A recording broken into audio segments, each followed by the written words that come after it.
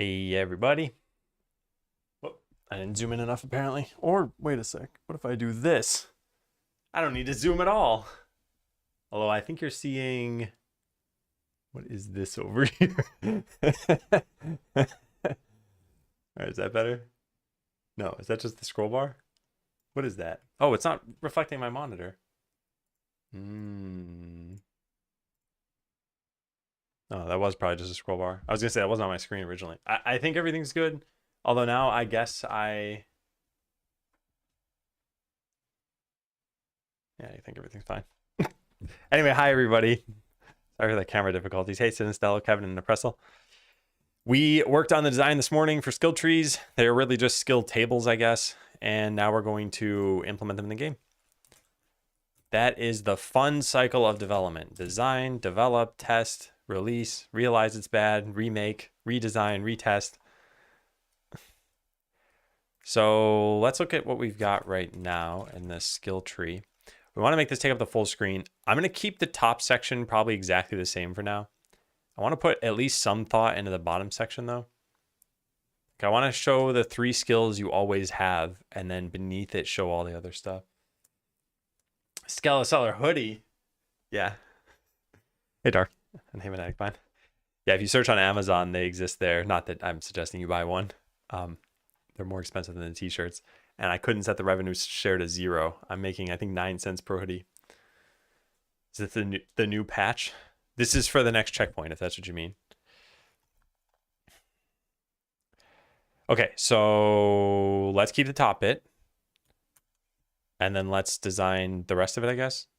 I'm going to try to do this in GIMP really fast, even though I think this is probably a dumb idea, because I don't think I'm very good at this. Oh, the upper logo. That was on the shirts. Although I did make a change to the hoodie as well. So yeah, I guess this is the new one. Okay, I guess let's do all this in like dark mode. Okay, I am just gonna draw here. I'm not very good at this. I want to show your 3. Oh, you know what else we should probably do is maybe use icons for everything now. There's that game icons.net. Yeah, this. I wonder if we should use these. We could even color them.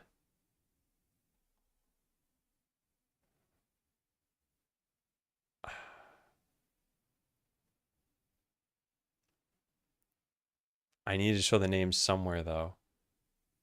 I think I'm not going to do this yet. Yeah. You know, what an absolute sellout. This jerk over here. It won't let me set it any lower. All right, I want to show your current skills, and then I want to show the ones you can unlock. I don't think this is going to be clear at all. How do we make this clear? How do I make user interfaces? This stuff, let's just keep this the same for now. Yeah, show the skills the character already has.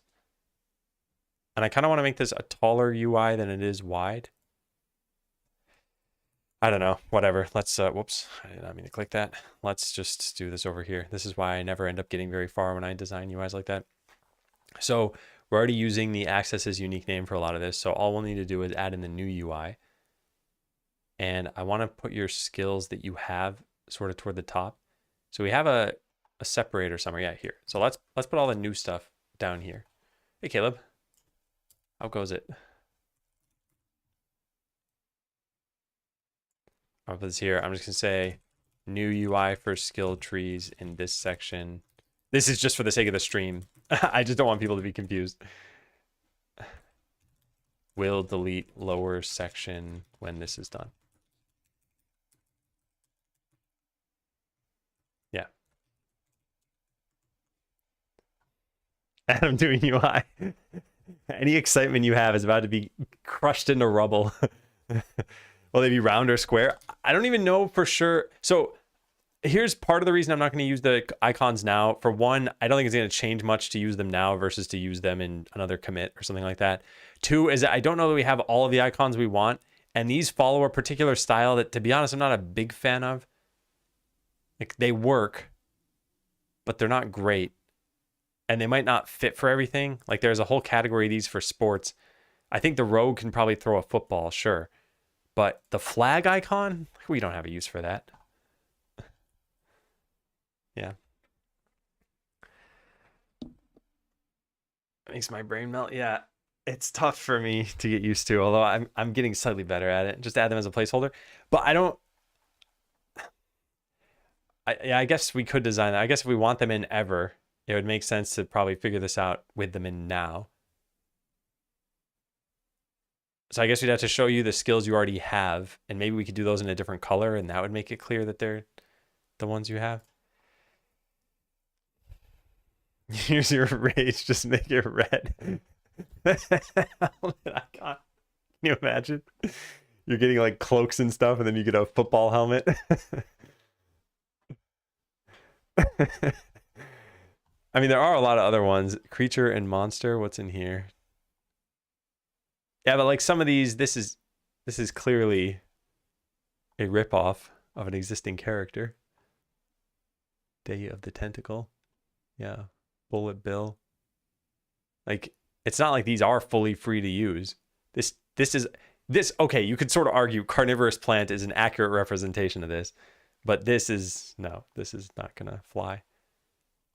I don't know. I don't think I want to do this. I'm just so torn. So torn. We have a bunch of weapon ones, although some of these are weapons that don't exist in the game. Like a detonator or a crowbar or a human cannonball. This is kind of cool. Yeah, and it makes me wonder, after all is said and done, will this look like they are just placeholders? Will we need to design like 50 skill icons? Hey, APX.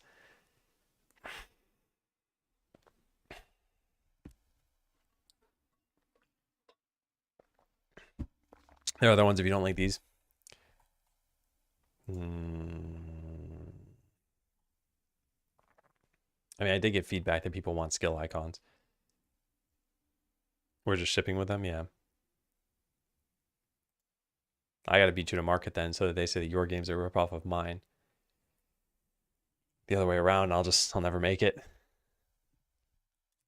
All right, well, let's download, I don't know, 3 or 4 of these or something and use them for now. So, all right, let's think. What would represent quick strike? Maybe a knife or something? Is there a knife?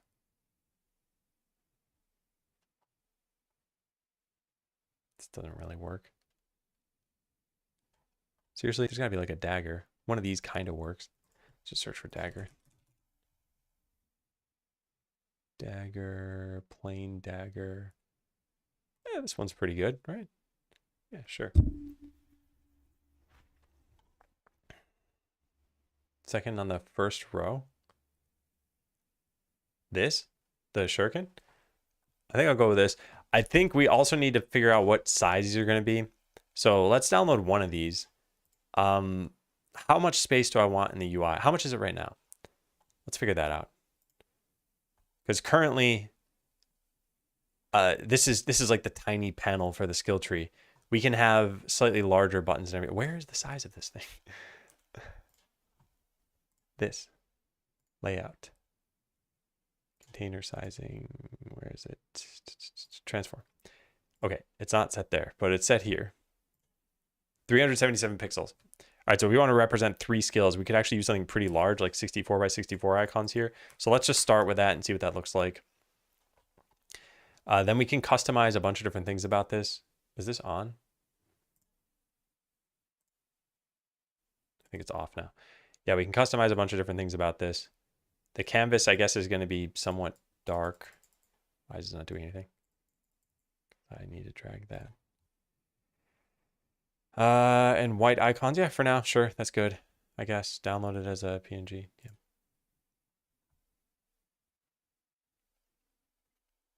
Yeah, this site is pretty nice. Change canvas size. Is this the canvas size? No, I wanted this to be 64. How do you change the canvas size background? I don't know how to do that. I don't know how to do that. What's this? Gallery. Whoa. Actually looks pretty cool. The yellow glow effect here. I mean, I don't think we're gonna customize colors just yet though. So let's just stick to that. Okay, so we got the icon. I'm gonna put this in maybe the temp folder for right now. Skeleseller, game assets. We could put it, I guess we have icons. We could make skill icon. Yeah, let's do that, fine. Ability icons. Yeah. And then put this over here. Okay. What works for modulate, yeah. It doesn't work for you being able to tell what the icon is in Finder. Okay, then we got to get the licenses for all of these.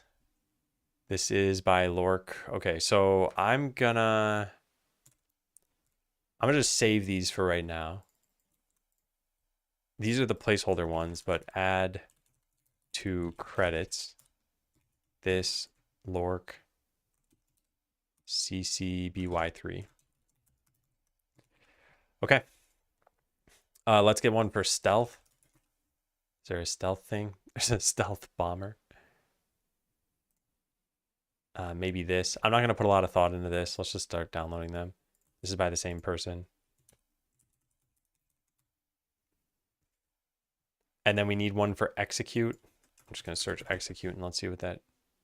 That's pretty good. Okay, sure. Download that one too. All right, this is by CCBY 3.0. All right. So we've got those 3 skills. We need quicker strike. I mean, I guess let's just use the same icons for everything. They only modify those skills, right? Yeah, let's just use the same icons for everything. We'll just use those 3. Okay, so now I want to add in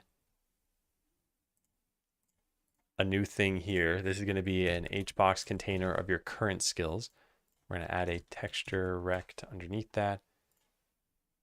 And we got to drag these things over to here. Okay. So we'll start with execute. Put that on here. What is going on? Oh, I put this underneath a label somehow. Did not mean to do that. These aren't going to be buttons. These are not clickable. So execute quick strike, and what's the other one? Cloak of shadows. Cloak dagger, I guess is that one. Okay, so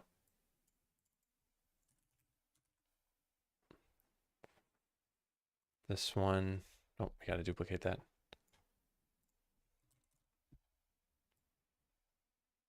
Oh my God, this is so difficult. All right, there we go. All right, so those are the 3 skills that you have. Why does this look like trash? Texture nearest, linear. They both kind of look bad. Maybe that's slightly better. What do we just run this scene? Yeah, it's reasonable. Okay. And there's a problem, I'm guessing, with, yeah, us not having a reference because this is not supposed to be run standalone. Okay, so those are the skills you already have. We should probably put a border around this. I don't think you can use SVGs in Godot, or at least not have it scale like how you'd expect. Yeah, I think... Oh, you can import SVGs, but then they get rasterized anyway. Support is limited. Complex vectors may not render correctly. Text must be converted to paths. That is an interesting idea. I didn't even realize they could rasterize it. I guess let's try that. It's even smaller. I wonder when the rasterization happens. Is it by the engine at build time? Is it by the engine at runtime? Can we just drag this over here?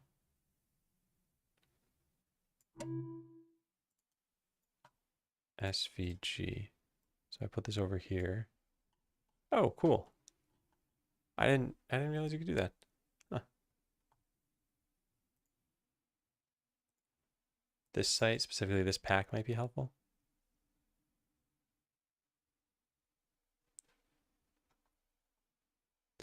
Oh, I see what you're saying. Yeah, for the UI, we've got some ideas for this stuff right now. We just haven't added them in the game yet. But as an example, here is this. Here's one way that this will end up looking.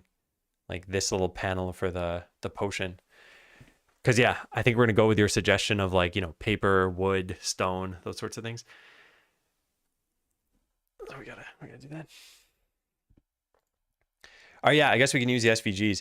I don't think they'll look any different though when I finally shrink this down, will it? How do we even do that? Set to 512 by 512. I think when you import it, maybe you need to set what it's going to be imported as. No? What? How do you set a maximum size then? And keep size. Fit width. Oh, there we go. How does that look so much better? I think it's the engine rendering it. No, it's still rasterizing. What is this doing? If it was going to fill 64 pixels anyway, why does this look better? Okay, well, yeah. Let's go download the other ones then, because I don't want to spend forever doing this, and I think this is definitely better. Yeah, I had thought about this, Kevin. I just never actually used this. All right, so ping of that, or sorry, whoops, not ping. SVG of that and of that.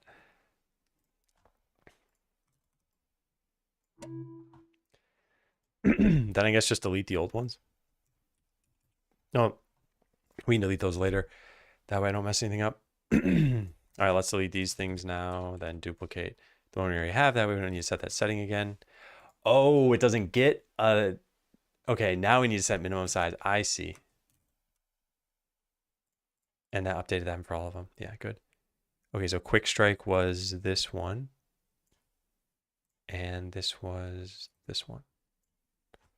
Okay, I'm going to run this in the game and see what it looks like. Whoops. Yeah, pretty nice, actually.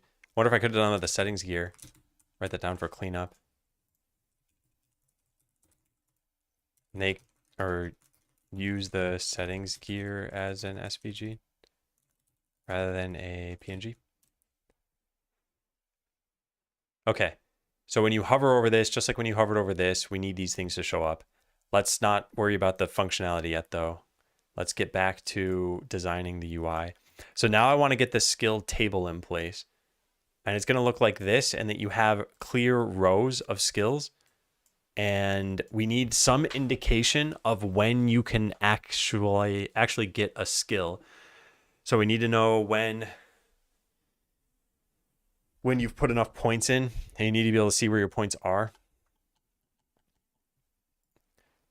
I guess let's move the skill points thing up there. Yeah, maybe we put this here.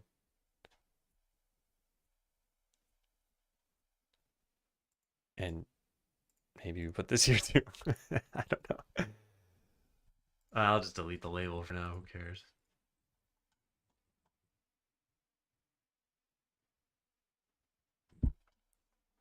Yeah. So at some point, we're going to need a VBox container of HBox containers, or just a grid, I guess. It all depends on how exactly we want to lay this out. I'm going to try the first way that I mentioned. So let's go to the parent of this and add in a VBox container. That'll go here. And then an HBox container under that. And then a bunch of these rectangles underneath that. So there's going to be 2 in the first one. Why did this not get a size? Oh, the others don't need a customs. Oh, okay. No wonder it didn't copy it. It just doesn't need it because we are in the same row as the other one, but here we're not. All right, there we go. All right, and then center the children here. So there's going to be multiple rows of this. So imagine something sort of like this, and one of these will have a couple of icons. So maybe let's copy in some slightly different ones here. We'll put one of these, and we'll put one of these. This sort of gives you an idea. Maybe also make one of these different. Can you set a minimum size? Does it have to be the children? You could set a minimum size on the HBox container, which is probably smarter because that way it affects everything in that row. Oh, no, wait. We would still need a width set unless we say keep height. Let me reset this, this, and this, and I think they'll disappear, and then I just need to change the fit width proportional to fit height proportional. No, for some reason that works just fine. I guess they're both the same. Well, in this case they are because they're squares.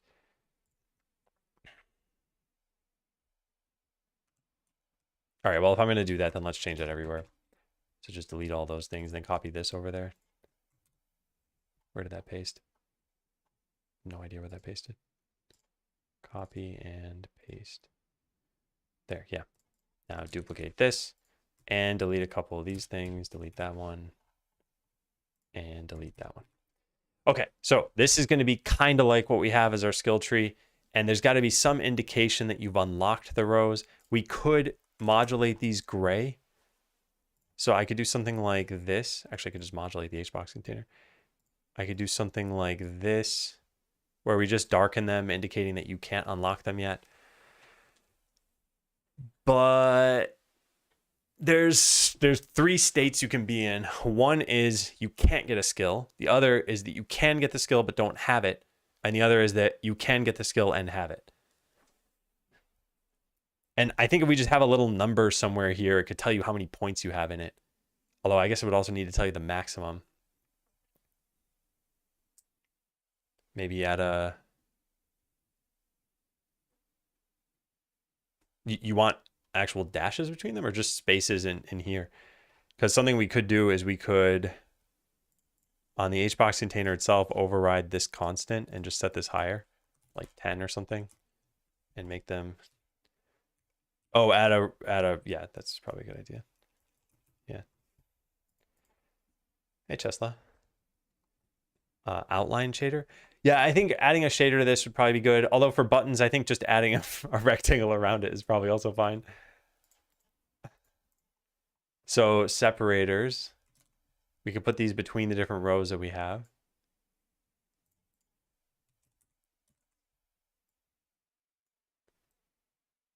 Why is this there? Can you change the width on this thing? Yeah, you probably can.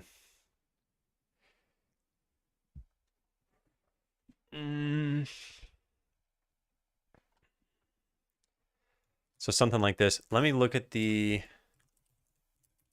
Diablo 2 skill calculator. I think they put the skill number in here. Yeah, but they didn't tell you what it was out of, but all of them are out of the same number, which is 20. So I guess it wasn't really a big deal if you didn't know what they were out of. But in this game, there will be different maximums. Some will be 1, some will be 2, maybe some will be 3. So I think you'd need to see. But then again, the button could just say like 1 out of 3.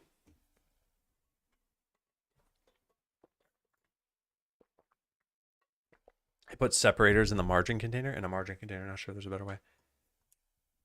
Oh, interesting. That is clever. Yeah, you put a margin container and then just make sure that they're not as big. So something like this, and then set the margins. Margin left 15, margin right 15. Yeah. Oh man, that's kind of funny actually. Well, I don't know what size we're gonna need these set to, but for now, I guess let's just add something. Does this look better though, or does this look worse than having this separator? I'm not sure. Any adventurers have an attack that caused confusion? I was thinking this earlier before lunch. I was driving, so I couldn't ask. Not yet. I could see it happening. One of the things that's I think worth considering is how debilitating is a status effect. So stun is like the worst. You can't do anything. It's really debilitating. Confusion is possibly even worse than stun, depending on how it works. Because not only might you lose a turn, you might actively hurt your own team. Although in some games, the confusion is only a possible chance. So maybe you still act completely normally, like this wasn't even inflicted, in which case it has literally no impact. Or maybe every single time you're damaging your own team. I don't know that you need to see the max. You can just max it out and then undo it. There's no cost to respecking. That's an interesting point.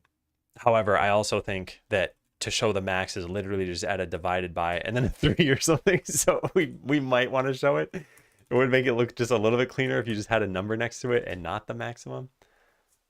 Yeah.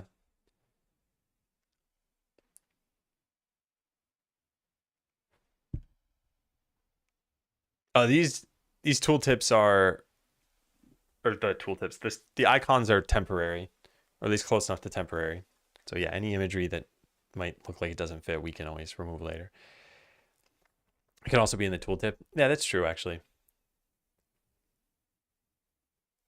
Yeah. All right, well, each one of these, we could make it have a number just off the bottom of it, I guess. So how do we do this? We put it inside a container, and I guess the container doesn't need to do any sizing. It could center the icon, but there's no real point. Is this going to say that this doesn't actually do anything? Yeah, it doesn't actually do anything. I just need a way to bundle two things together and then use anchors for one of them.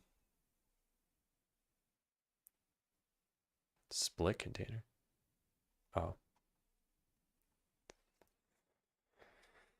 I don't think that's a thing I can do. I guess I just make them controls. Or alternatively, what am I talking about? What am I talking about? I don't need a container at all. The texture rect is a container. We can just add a label to the bottom. Yeah, we could just say like 0/3 and then anchor this. Anchor to the bottom right. And then actually make it go outside of that a little bit. Can you make anchors be more than 1.2?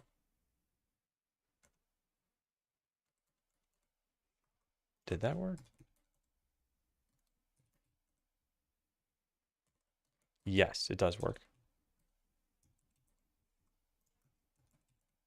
Yeah, okay. Hey guys, hey comp. Yeah, so we'd need to account for the size of that in here. I'm not trying to just make them look like Diablo 2, but I think having the number be outside of this thing, I think it'd be fine.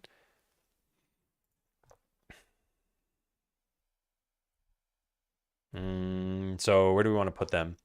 At the top, maybe? At the bottom? At the bottom? Yeah, at the bottom. So we would do something like this. Set this to 0.5. Set this to 0.5. That's not the right 0.5. 1.3, 1.5, 1.3. Yeah, something like this, except for centered.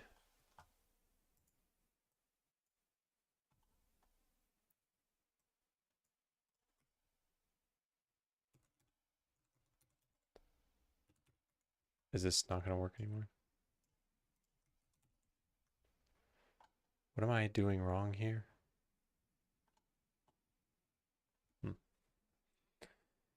Would I recommend the new Zelda game? Yeah, I think it's been fun. My only real gripe is kind of superficial, which is just the dialogue is very slow and not all that engaging. But the puzzles and everything are, it's a fun game. I look forward to playing it some more. Also use a V-Box to group it. Yeah, that's true. If it's going to be outside of this anyway, a V-Box actually makes more sense. I'm going to have to make reusable components out of this eventually. I just want to get a general idea for the layout for right now. So we're going to put this over here. Make a VBox container under this. Put this here, add a label. This needs a minimum size. This has fit width. It now needs fit height. No, that doesn't work. Oh, this would need expand, I guess. Oh, let's just set this 64 for now. Oh, that's on the VBox container though. That won't work. We need to set the minimum height on that. For now, I am just going to give this a minimum width and height, and we'll worry about this later. Okay, then label, we can put something like 0 and center this. Yeah. I think without any sort of border or background around this looks bad. What about dots that are lit up or not? Might look cleaner and more appealing. I could see that being interesting. The only problem is then you'd have a bunch of dots on the UI. I'm not sure they would be clear. I mean, again, I guess all of this stuff you'd be able to hover over and see.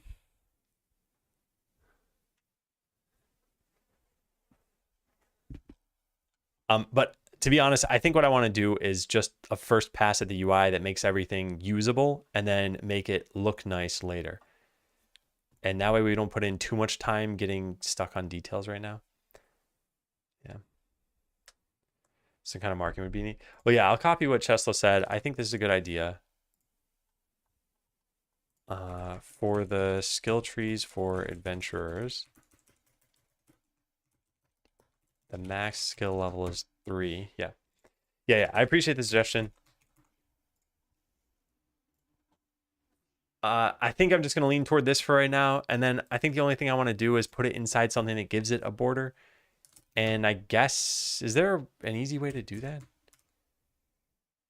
Godot UI, put a border on a container. I want a visible border. Flat style box, then you can set the alpha value. Wait, what, really? Oh, border width. Of course, okay. Can we do that on a label or?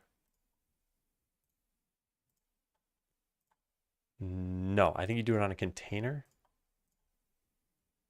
I have a border somewhere. It's in the instance something or other. Where's that? Town here. Something has a border. This? Yes, this. Where is it? It's a panel container that has it. Oh, yeah. The panel itself has it. Is that what they suggested doing here too? To the scroll container? Out of curiosity, if I add in a scroll container, does it... Oops, that's not a scroll container. If I add in a scroll container, does it have some override? It has a panel. Is it because it is a scroll container? It's just a container. So container has a panel, and I must have missed it on the other one because I was looking for border. So this has a panel as well? No. What?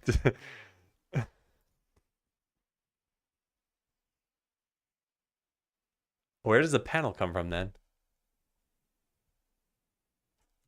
Color me confused. Why is that a theme override for that? Godot scroll container. Panel style box. Yeah. What's this doing here? Oh, maybe it's not inherited from container. Maybe it's just put on certain containers. Yes, it must be. So it's put on a panel container. It's put on a scroll container. I wonder what else has this. Let's just look through all the other containers. Does margin have it? Nope. And that's the only other one that would make sense, right? Box container doesn't. Nope. Okay, well then fine. Panel container it is. So we add a panel container. We put the label underneath that. We go back to the scene. We need this to be in a different parent. And now we need to override the panel.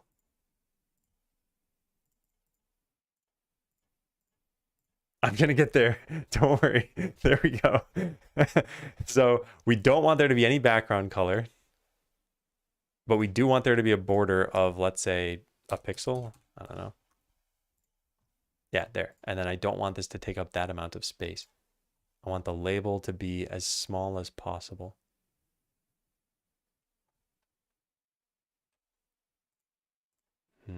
I guess that's in layout, shrink center somewhere.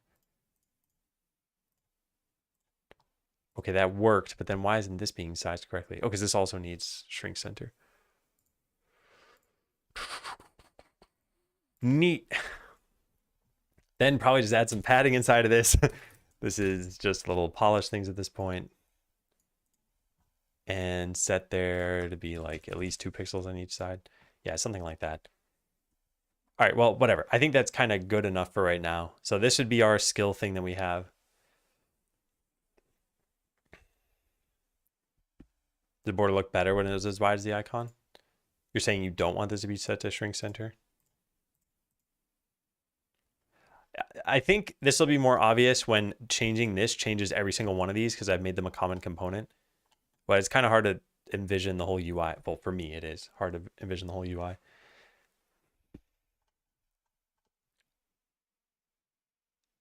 Okay, but this is pretty decent. So how are we going to let the user know that you can't access the other skills yet?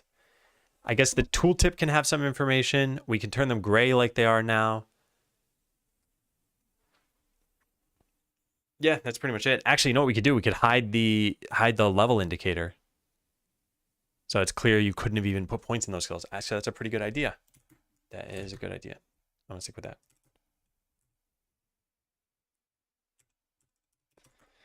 So UI work, hide the current skill level if you're unable to even put points into the skill because you haven't unlocked the row yet.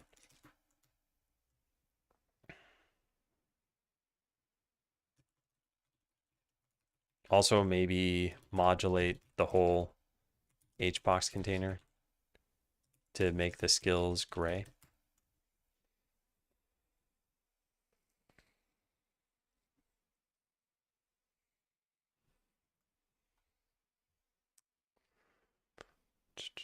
Anything else?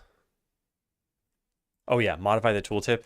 When you can't unlock a skill because you haven't put enough points in the other rows, the tooltip should say this. Like, put at least X other points into available skills to unlock this row of skills. Yeah, now, another interesting thing is, even with this size, we could still fit probably 2 more icons in here. In fact, let's see.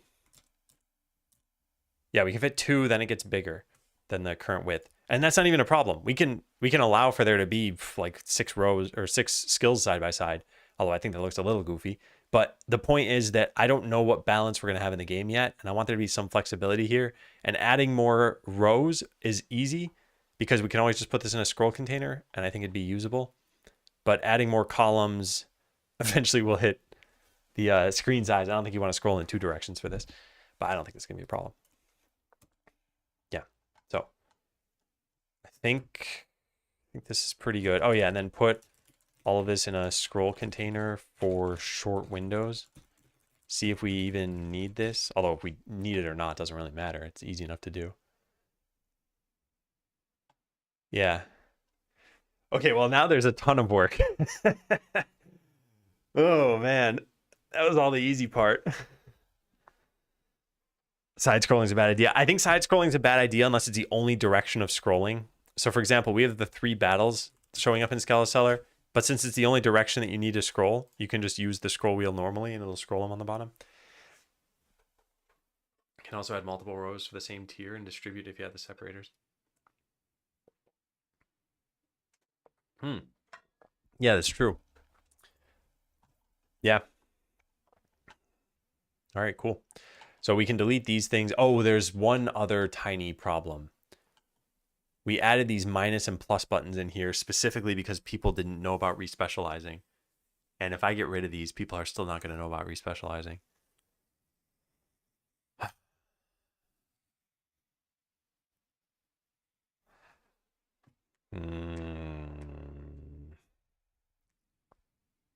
I liked these buttons.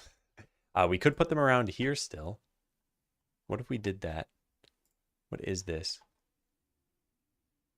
This is a a set of 3 buttons. Yeah, I was thinking there could be a reset button, but I think the problem with requiring people to right click is that sometimes it's annoying. Like if you're on a trackpad, you can't easily right click. I know you can right click, it's just not usually easy to do. Also, oh yeah, I read that. Yeah, so what if we change this? So this is idea number 1. Let's delete this other one and revamp idea number 1 into idea number 2, which is to change this label to be one of, what is this thing called? Skill button. Okay, yeah, what if we just turn it into a skill button? Although the problem is it's got, let's just copy this. Copy and paste. Okay, now delete the label. And instead of the word skill button on that thing, let's make editable children. Change this to just be 0. And why is this gigantic? Probably because of the font size on this. We should probably just turn those into icons. Do they have plus and minus on this website? So I don't need to draw out a plus and minus and save it. Nope. I see a pause button though. Maybe add? Seriously? Subtract might be a less common word. Yeah, no, unfortunately not. Minus. Fine. Fine. I mean, fonts are really just SVGs pretty much, right? It's a bunch of, here's how to draw a glyph.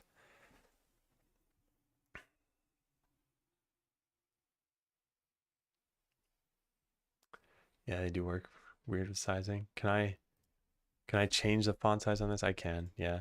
I think that would shrink this. Except for 16 is the regular size of it. Why is it so tall? Where's the font size for this one? Font size, here it is. Yeah, that's what's doing it. Although it's not just that. It's, if I shrink this too, yeah, it's also this one. There's something going on here. I guess this just has to be a label. Well, something we could do is undo all of this stuff. Just don't make them editable, get rid of the changes. And why did that not change anything? Did it change it in here? Something is amiss. All right, I'm gonna delete this. We're gonna instantiate a new skill button in. And then, oh, I guess we needed to be editable so that we could rename this to 0. But then we just get rid of the margin container and put this just directly in here and get rid of that. No, not the margin container. Get rid of this. There. I think this looks worse. Yeah, I think this looks worse.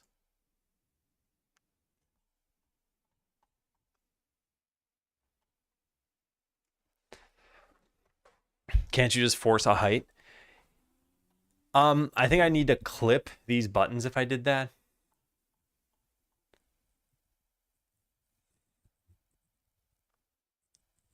Actually, another idea that we could do here is we could render it like this and only show the plus and minus buttons when you hover over this. Did somebody already say that? No. Yeah. Although I guess they'd be pretty tiny targets. Because if this is 64 pixels, then even if you split this in half, it'd be a 32 pixel thing.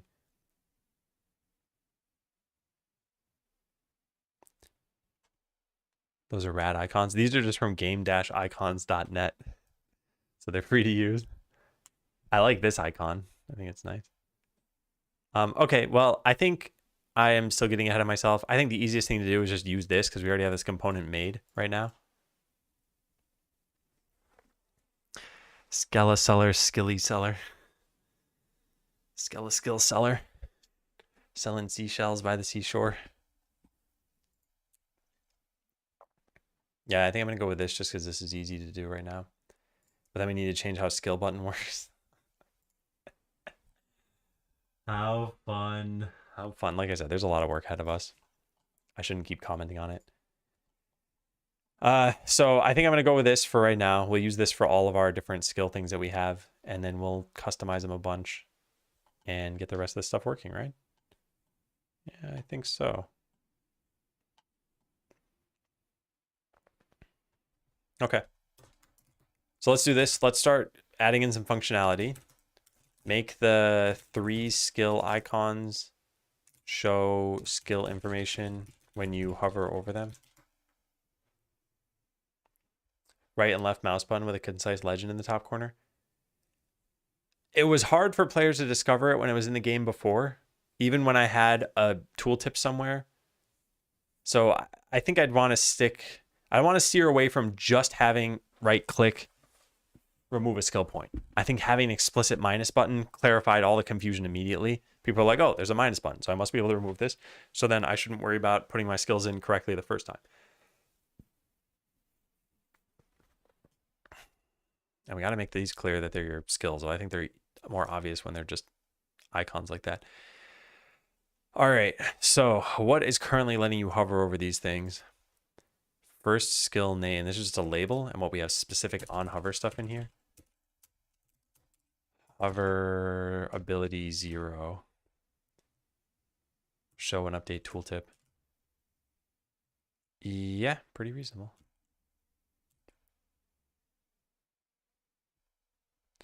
Remove minus and plus, allow only to increase, but separate button to respec. I thought about that too. That actually makes slightly more sense when you only have, let's say, 6 skill points. But when you had 10 plus skill points, I think it wouldn't have made sense because every respec would cost you an extra like 16 clicks.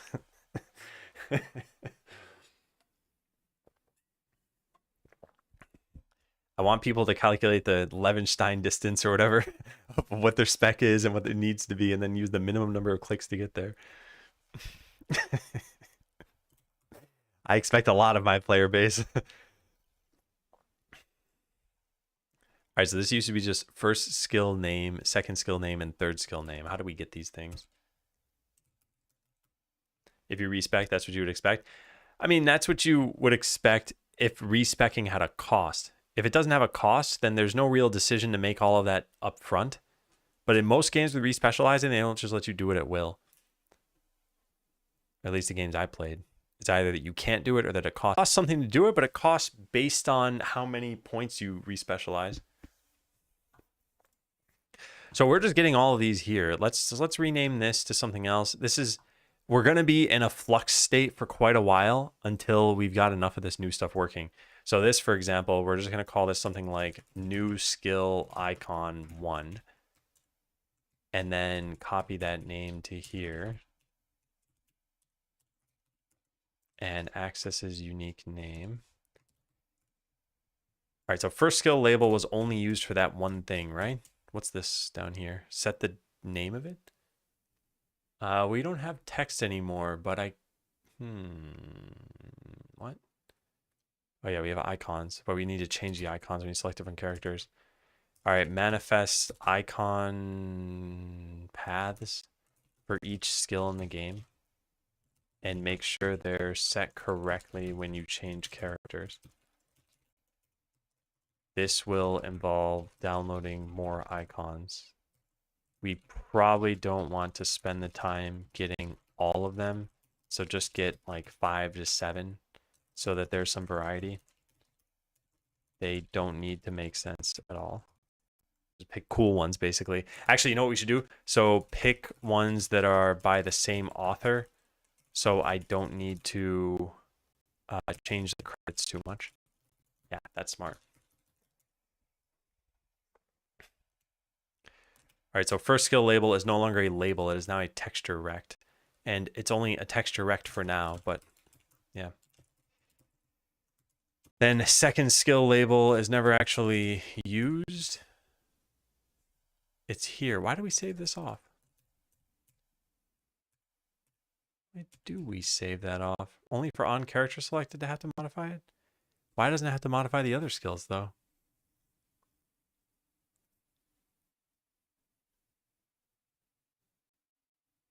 Huh. Curious. Very curious. In Paint or something to figure out the kinks before you commit to the Godot work? I'm so bad at doing that. I started I started this and it's unwieldy for me and it's slow and I don't like it. I recognize the entire point of mocking things up is to not commit to a bunch of work that you then decide you're going to change later. But I think part of the other plan here is we're doing just the first pass to get things functional. And then we're going to do a second pass at some point to make things look better. And this will be based on feedback, and it'll also be based on me having committed to learning some of this workflow a little bit better. Basically, what I'm concerned with is if I spend the time trying to make the UI better now, I'm going to end up inflating this task by like an entire week. And I don't think that's a good idea to do right now. So I know for sure what I'm doing is going to be worse than it could be. And I think as long as it's usable, then I'll worry about it later. Okay, I'm still not totally sure why we save this off, but we're going to change this to, I guess, first skill icon instead. And then when you get this, it's going to be a texture rect and new skill icon 1. There. The mouse entered, mouse exited stuff is all the same. And the only thing that's different is the text, which we're just going to delete for now. So that's done, although nothing changes the tooltip on this, right? How do we know which ability is there? How do we know which ability is there? When you hover over oh, we know that it's 0. I see. So we just get your 0th ability. How do we even do that? Get ability by index, really? All right, well, whatever, it works. So next up is second skill, this thing. Yeah, and these are going to be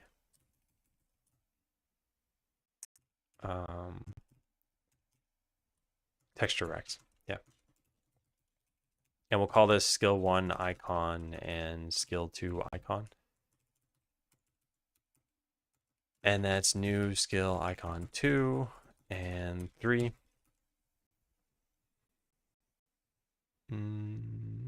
Yep. There would have been text for this somewhere. I wonder where that is. Isn't there another skill name thing here somewhere?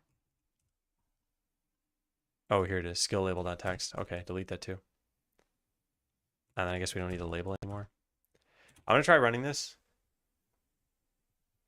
All we would have done is we would have gotten the right tooltips to show on these skills.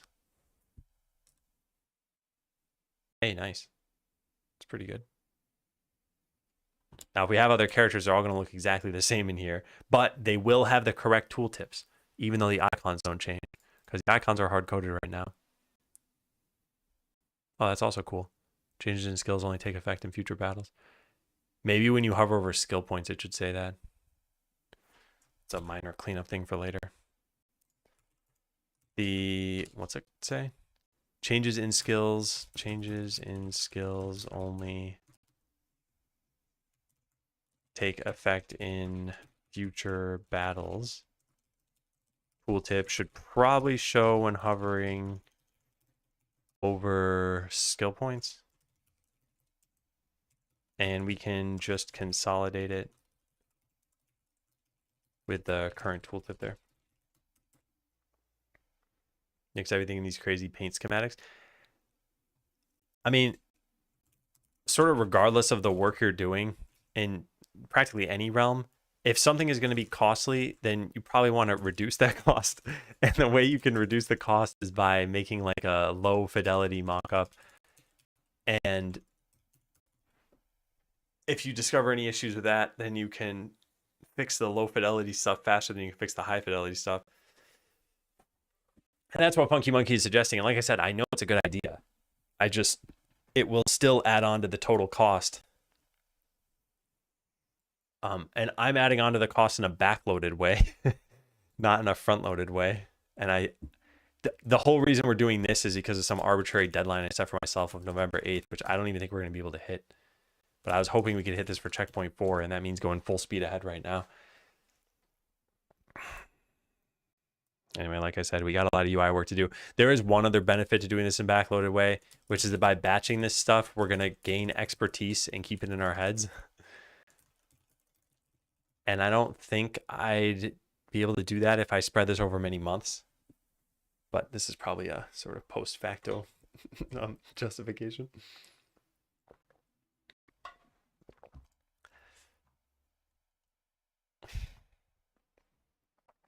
Okay, so we got that working.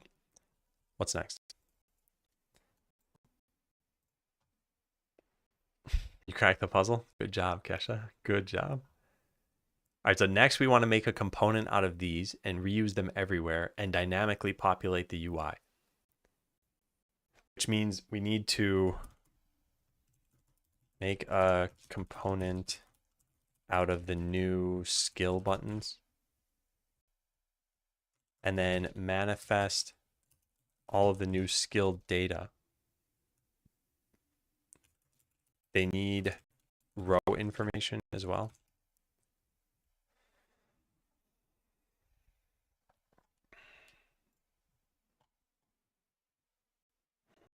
We have skill button. This is still going to be needed unless we change the player-based skill tree as well, which I don't know if we're going to do that, this stuff. If we're going to do it here, we should probably do it here as well so that there's consistency. Plus, it looks less fun to have just text here. And I think we can probably find some icons that fit, right? If we just search for automatic. That's not good. We search for battle. What would indicate that something is automated? I think a sewing machine. When I think automated, I think sewing machine. I'm not sure. Maybe like a refresh icon or something. There is no refresh. What, repeat? Psychic waves. All right, well, there are a lot of icons that are missing. I guess there are only 4,000 of these. An infinity symbol, maybe that. Yeah, that would probably work. Oh, there we go. Even this would work. Cycle. Thanks, Lork. Yeah, then I think we should change even the player-wide skills. The player-wide skill tree needs to have icons as well, which means manifesting that information. And the player-wide skill tree, I'm not going to put a lot of effort into. Maybe we'll just get icons going for now. Or not for now, just whenever we get to this. But the whole reason I mention this is because skill buttons are only used in two places. They're used in the skill tree and the skill tree. And as long as they're contained there, then I know that I'm modifying all the right things. Yeah, skill tree, and that's it. And character selector, what's that doing? Highlight skill buttons. Oh, this is just to see if you have skill points. Okay, that's fine. Yeah. Yeah, so then let's change this scene to be this. So it's going to be a VBox container with an icon and then some buttons. What do you hover over right now? Is it the whole thing?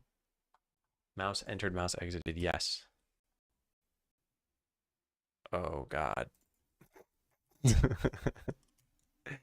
This is all fine. The thing I'm concerned about is I want the tooltip to show whenever you're over the skill button. And I don't want it to have mouse exited for any of that stuff. Figure out a way to get this to work.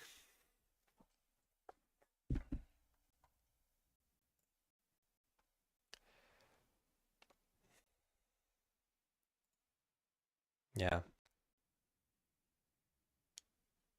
All right, so we don't need the panel container here. We want an icon and we want all this to be in a VBox container. And what is this right now? This looks like an HBox container. It is. Okay, so let's go add a VBox container. Make this the scene root. Call this skill button. Give all these unique names. Change the script so that we're accessing them as unique names. Delete this thing. So it's just, I don't know what we call that. What does this thing do? Skill button.cs. Okay, detach that and put that over there. And then we want an icon right under this. Yeah. That goes here. Texture, rect. icon, unique name, put that up at the top. Give that a texture for now of just whatever, dagger or something or other. Yeah, this. Put that there.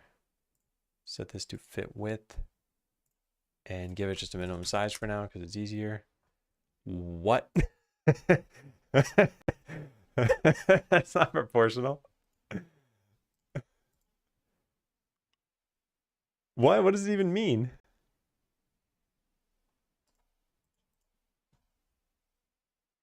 Fit width proportional. Keeps the aspect ratio. It did not keep the aspect ratio. What? Oh, there's a stretch mode and an expand mode. Why are these two different things? I don't think I noticed that. Controls the behavior when resizing the node's bounding rectangle. And this one is defines how minimum size is determined based on the texture's size. What? I don't know. I'm going to just click this button. That's not right.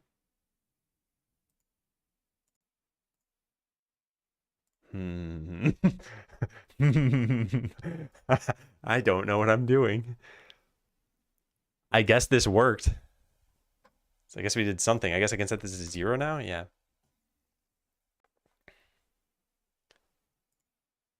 Okay, so now this is just going to be the controls, I guess we call it. So a skill button is this, and then main skill button. This is just going to be the number of points or something now. What do we call this then? Yeah, main skill button's fine. We just put a number 0 there. Oh, drat. That just sized everything down. I guess we do need a minimum size. James, thanks for the raid. Welcome in, everybody. We are struggling with UI. No two ways about it. Actually, it's not really a struggle. There's a lot of work to be done here. I'm making skill trees for the game I'm working on, and I'd say things are going reasonably well. Okay, something's amiss here. I want to center this. I want this to always take up the same size. So if I were to increase the size of the icon, hopefully everything gets bigger. Yes. And not quite.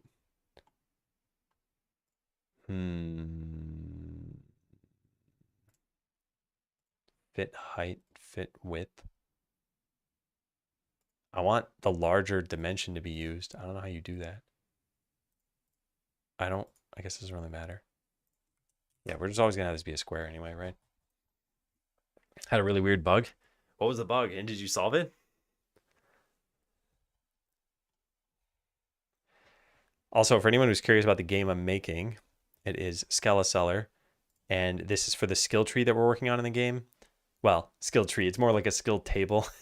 You're going to have a few rows of skills. There won't be too many, but there are a lot of different classes in the game, so there's going to be many different skills across all the different characters. But yeah, you're running a town, you get items from battles, you sell them in your town, and you do more battles. And that's the general overview of the game. Excuse me. Why is this colorful? Oh God, that shouldn't even exist. Okay, well that we can just go fix really quickly. I just forgot to change something. Yeah, this should have been turned off by default. In fact, what was the last commit that we made? We could potentially just change that, right? Refactor enchanter states. No. Okay, fine. I'll check it in anyway. Hide battle mods icon by default. I had accidentally left it visible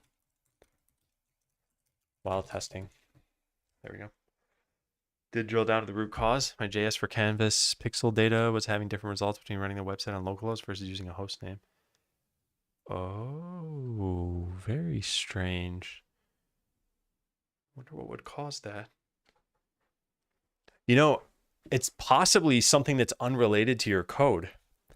For example, I have an extension Darkreader, which works based on the domain name, and it changes CSS kind of weirdly. It's entirely possible that you have your canvas named something that maybe an ad blocker is detecting as an ad or something, and it doesn't run on localhost, or like any number of things. Who knows, right?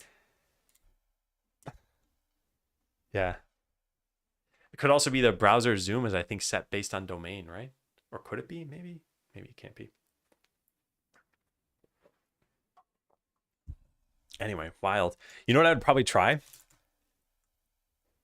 I'd probably try changing my host file so that I could point localhost at a domain name and see if that's causing something. Yeah, who knows? Hey, wake up. All right, so back to this. So we want this skill button to be used everywhere, and main skill button to have the number of points. Main skill button dot text. So this is just going to have the level right now. I'm going to purposely leave comments in the code for now and see. We don't need the ability data. Yeah. Having the host name cause a bug, localhost didn't. Oh, cool. Yeah.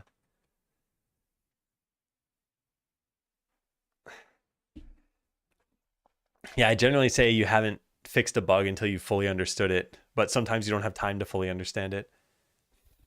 So if it rears its ugly head again, who knows? Maybe you'll figure it out then. I had a really cool note from a while ago called Crazy Bugs I Found and How I Fixed Them. I think I still have it, but I think it's just private. But one of them was that one day I went to google.com and there was one of the doodles playing on here, and I think it had sound. And that somehow caused an issue with something. I don't remember what. Anyway, it was one of those things where it was like google.com had to be different for that day. And it was. I like tracking those sorts of things. All right. I think this will work. And I think all this is going to change is going to be the player-wide skill tree. No, and also the old section that we had in the skill tree. Got that feature working though. Started this mini project today. Feature was to detect the colors of the loaded fave icon, so it automatically inverts to contrast with the theme.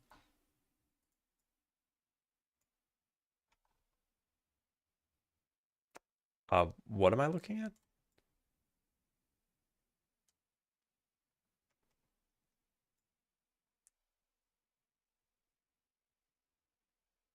Where's the fave icon thing?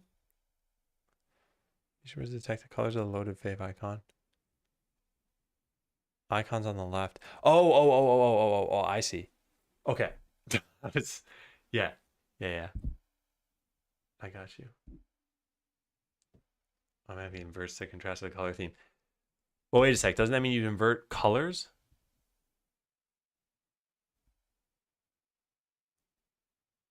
Loading the fave icons from the link dynamically. It detects the color. Wait, I guess I'm still confused. So you're going to load in this lowercase l, and then what's going to happen with it? Because my understanding was like, if the background is dark, you might change it to a different color, but then you'd be changing their logo, right? Hey, Gazella.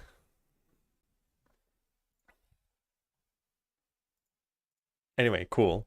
Yeah. All right, let's try this out. Oh, something's definitely broken. VBox container, panel container, blah, blah, blah, blah, blah, was modified from inside an instance, but it has vanished. What? I don't think I've ever seen this. Try toggling the theme down in the bottom right.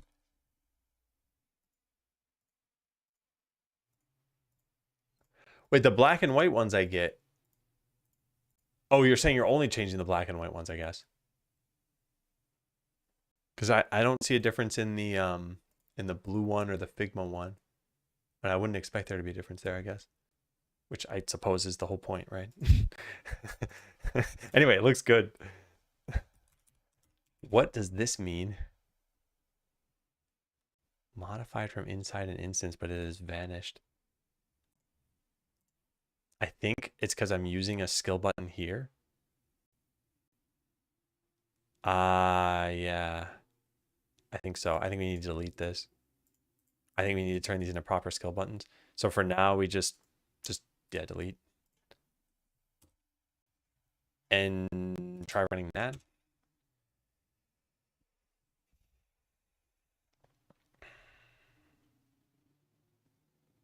Did that work? No. Still a problem somehow. Although maybe that's a problem with not clicking grab most things. Oh, cool. Yeah, nice. Okay, we can still assign points. We don't have the tooltips working properly. And the layout is wrong. We're going to have to fix that. Fix layout of the skill buttons that have icons. On the Skell tree, I just manually place them. I can use containers now. Although there's still a prerequisite that we got to work through. And now this should look a little bit different. Nice. Yeah, look at that. The names don't work correctly because they're going to get deleted. But if we have points, and we do, we can now add and remove them. Can't hover over the icon, though. We got to get that to work. But yeah.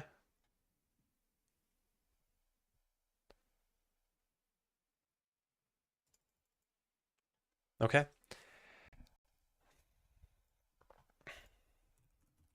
Allow you to hover over the skill icon to see the current details. Got it. Yeah. Yeah, I think the other thing that's kind of interesting is it might be close to grayscale, such that you could invert it pretty safely. Because you wouldn't want it to be like one red pixel or reddish pixel, and then it can't get inverted and then it looks different. You have a threshold. Yeah, cool. Okay, awesome. You've thought of everything that I have to share with you.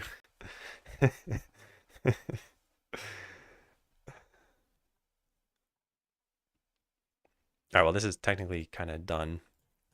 Hovering over the skill button itself means hovering over the icon or really any of this area.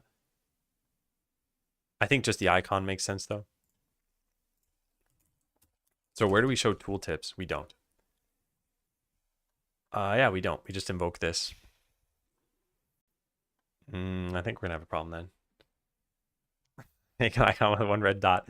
I'll make enough red dots to break the threshold. Then it won't get inverted. It'll look terrible. Private texture rect icon equals null. You know, that is a joke, but that's pretty much how penetration testers work. They find just some way of breaking things that was never expected.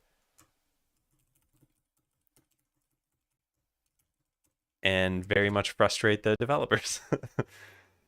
Do you use Godot's default tooltip? I do for cases where I was too lazy to add in my own just yet, but the default tooltip has a bunch of problems with it. So I don't think it's worth using. It's worth it for like, you know, game options sorts of things where it's like, yeah, having some tooltip there is fine. Used to work on a red team, yeah. I will say I haven't done a lot of hacking in the past, but when I do find a vulnerability in something that I can exploit, it's one of the greatest feelings in the world.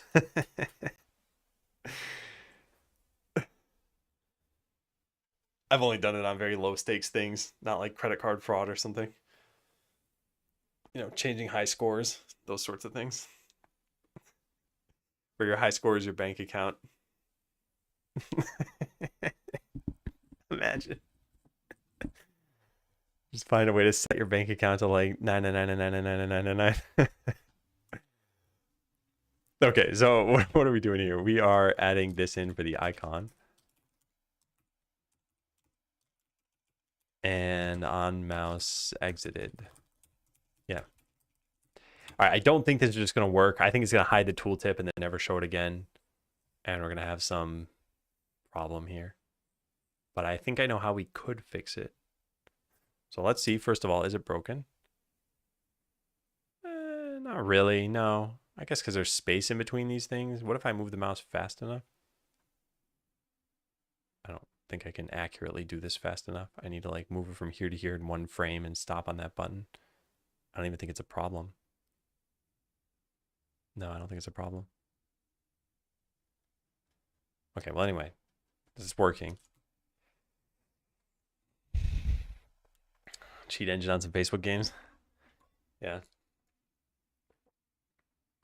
Hacked your air purifier firmware? To do what? To change the fave icon colors. Stupid air purifier icons. All right, so that's done. Fix layout of the skill buttons out of icons on the skeleton. I just manually place them. Does it not have mouse events? It does. I was a little hesitant to put them there, but maybe it makes the most sense to put them there. We could put them on skill button itself and then get rid of all this stuff. Let's try it.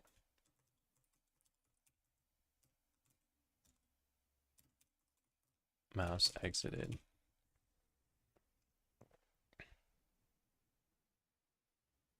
Multiple would happen in the same frame like that. Yeah, the problem I would have is if you could somehow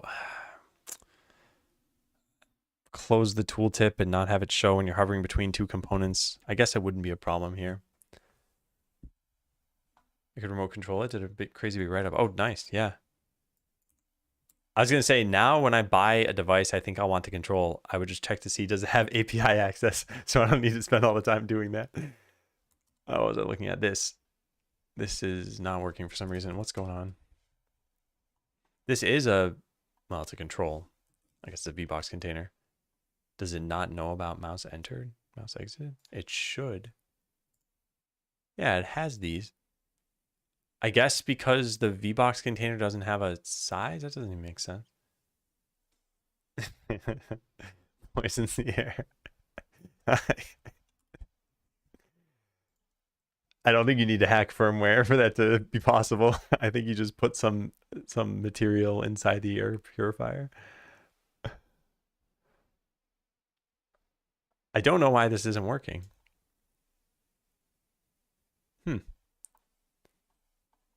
All right, let's put some, well, actually, let's just put some breakpoints here, I guess. If I put a breakpoint here and here, are these even getting hit? No. Strange. Is the action conflicting with the Godot one?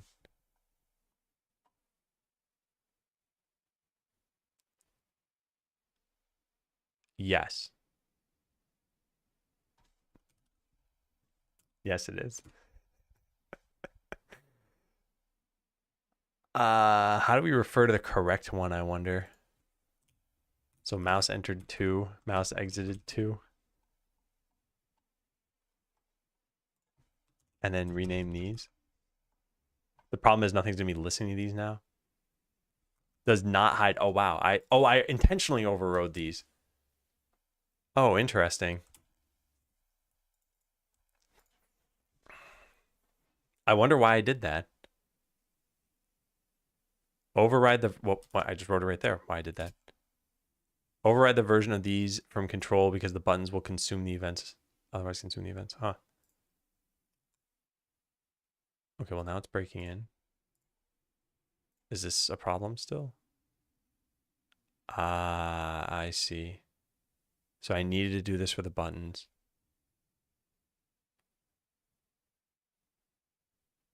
Because all we cared about is that you were hovering over some part of this. Well, I don't think it's worth fixing. Not right now, at least. But yeah, that would let us do this properly.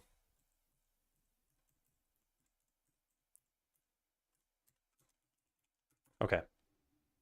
Let's just make sure that's working again. And then the next step is to fill in the whole UI. No, the next step is going to be to reposition some of these buttons.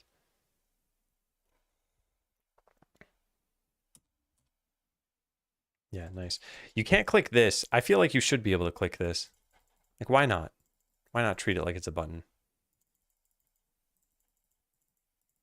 Yeah, these work. Why not have this work? This is good. Yeah. I'll just write it as cleanup. I don't think it's important. Consider allowing the skill buttons icon to be used as, I'll just say as though it were the main skill button. Texture rect, texture button. Yeah, we could even make it a texture button. I don't think I want to do that now, though. The next thing I want to do is to relay out the skill tree, I guess. Yeah, this looks like trash. How do we want to do this? I want to do this the fastest possible way. So let's just manually move everything for right now. Yeah. I don't want to spend any time on this. I'll just make this larger and then we'll move a bunch of things around.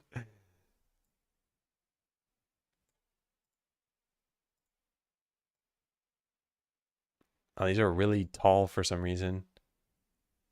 165 pixels. That can't be right. The icon's supposed to be 64.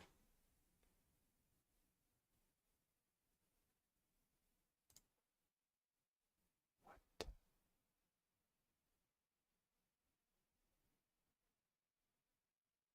No, something's definitely wrong here. What's doing this? The size of this is 64. This one is 122. What? Why would this just be bigger all of a sudden? It's inside a control. That doesn't even control the sizing of the children. Do I have to hit the reset thing on this? Wait, were these all scaled up for some reason? Huh, maybe I just scaled them all up. Okay, well, I guess the UI did not need to be any larger. You just need to shrink all these things. I hadn't thought that I just manually sized them. They're still very tall though. Why is that? Again, that's just because they were randomly made taller. Oh boy. Okay, well then shrink all of them that way too. All right, now we reposition them. So let's put these next to each other, I guess. It would really make sense to put them in a container, but I'm not going to do that. Where's the other one? Here. Yeah, and then here we want what? Swift shoes leads to cloning.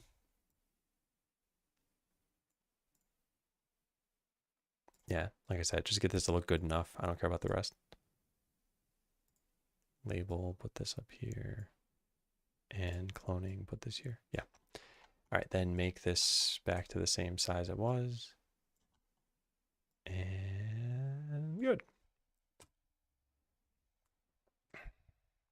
Just the total size of all children. I guess it probably was the total size of the old style skill buttons, and then I changed it and it probably didn't know to reset itself. Something like that. Oh, this isn't centered anymore. But this could be anchored to, what is this thing? Why didn't I do this? I just need to put this here and then anchor it, right? Oh no, it's in the container, so we can't do that now.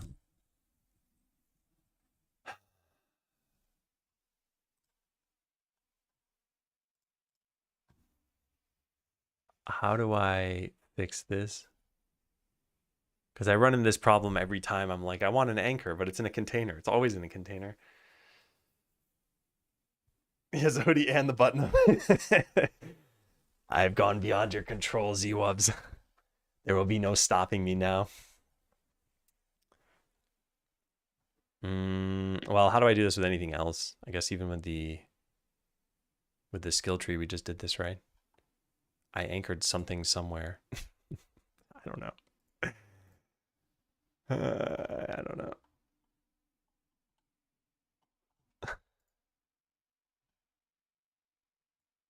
If I put this, oh, I could make the control be the same size. Okay, I see. Yeah, I can just anchor this now to the bottom center. There we go. And then make this be in the center and position it a little bit away.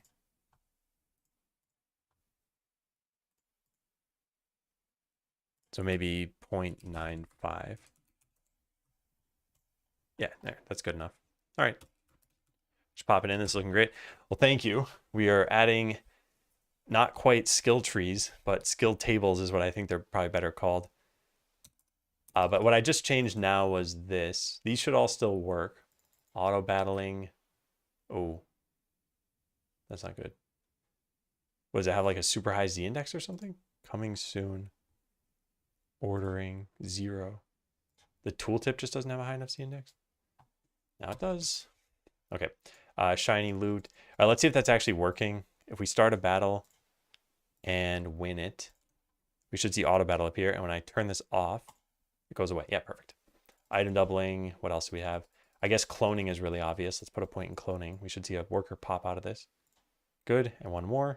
Good. And when I right click this, it should both go away. Good. Yeah. This was a little convenience feature I added a while ago, which is this skill is the prerequisite for this skill. If you put a point in this one anyway, it'll put a point into the prerequisite because you have it. And if you right click this one, it'll take a point out of the dependent skills. So we need to get that working for the other skill tree too. And that's going to be harder because there are not clear prerequisites. It's just a row thing. But I guess it should be fine. All right, so this is fine. Manifest the new skill data, manifest icon paths, hide current skill level. When you unlock a skill, short containers. Right clicking needs to subtract points from later rows according to row unlock rules. Left clicking a skill needs to, oh no, left clicking a skill can't do this. Left clicking a skill in a row whose prerequisites you haven't met but could meet can't do anything, since we can't tell, can't type anymore which prerequisites you want. Yeah. Hey, McCory. I'm working on a game called Skeleseller. In particular, today we're working on the skill trees, and we're just kind of slowly making our way through this. I think what I'd like to do, how much more time do I have? About an hour and a half. I think an hour and a half is probably enough time to get some chunk of this working, but maybe not all of it. What's the next step? Manifest the new skill data. They need row information. Manifest icon paths. We're not going to worry about that just yet. And then render the skill data in the new skill table. Yeah. Oh, okay. So like I said, this is pretty much the mock-up for right now. What's the game about? First time. Oh, that's why I shared the command. Sorry. Yeah, there's the FAQ here. I didn't make that clear. I just typed a couple things in chat. Yeah. My bad. All right, let's go into skill data and manifest this stuff, which I think is called ability data, and is here. And this is not ability data, actually. These are abilities. Huh. I put everything into the abilities themselves. So something like Fireball has its own data. Yes, it does. And what is in data? ID, display name, mod. Yeah, there were no prerequisites. That's right. Okay, well, we still don't have prerequisites. Building the skill table as some kind of dependency graph is going to be fun. Yeah, I don't, well, the way I'm thinking of doing it is just making it, doing something like this, just saying int row equals, and then a number from 0 to 2, I guess. And then all we need to do is find all the ones that are in row 0 and put them there, and find all the ones in row 1 and put them there, and so on and so forth. But I'm just trying to think, is there a better way of representing this? I don't think so. Well, actually, no, I do think so. I take all that back. We could put it in the adventurer data. The adventurer can have ability IDs. It could have these in terms of how you unlock them. I think that makes more sense. And right now, what do we have? Just 3 skills. Yeah. So we're going to need, oh, wait, no, sorry. These are the one, oh, never mind. These are the ones that they know. The abilities themselves know what their mods are. Okay, this whole system probably needs to change. Okay, so current system is adventurers have 3 abilities. And then abilities have mods. And 2 of those abilities have mods. And then the skill tree reads all of that information. So new system, I guess adventurers should probably still have 3 abilities. They also have abilities that require other specific ones, like the clone one. But those are player abilities. Player abilities work differently. somehow. I thought I'd see it here, but I don't. Oh, where do I make prerequisites for player abilities? Maybe I just hard-coded them in the skill tree for now. Prerequisite. Try learn all prerequisites. Get all prerequisites. How is it doing this? Try get value prereqs. Get all prerequisites.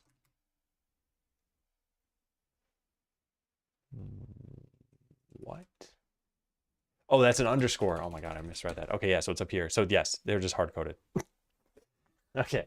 Well, that's because we only literally have one in the game, but we'll probably have more eventually. I think for adventurer abilities, the way we should probably do this is we need to pick who's going to own the sort of row setup.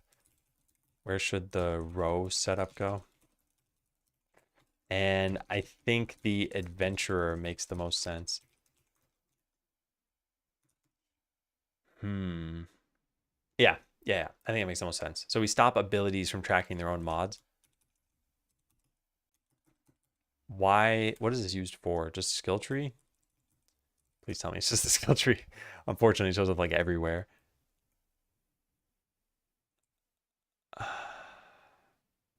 This ability data. This isn't even all the things that access this, though. It can't be. Oh no, there's a get here. That's why. The base ability just has a way of getting this. That's what I want. Ability data. Why do we do this? Do we have the ability? We do. I don't think we need to do this anymore. Not that it matters. I guess I'll write that in cleanup. We don't need to get ability data just to get the mods of the ability. Base ability itself has an accessor for that. But still, okay, regardless, skill tree uses this and this uses this. And where's this one used? Literally nowhere. Oh, base ability.mods is currently unused. Okay, so anyway, it's just the skill tree. So yeah, I don't think there's an issue here. I think we need to delete this from base ability. So base, or not base ability, ability data should no longer have mods, nor should base ability. And instead, adventurer data should have something like a skills by row. And it looks something like 0 would go to quicker strike and crit, and 1 would go to the other ones. I don't know, whatever, mod 1, mod 2, mod 3. And 2 would go to 4 and 5. Yeah.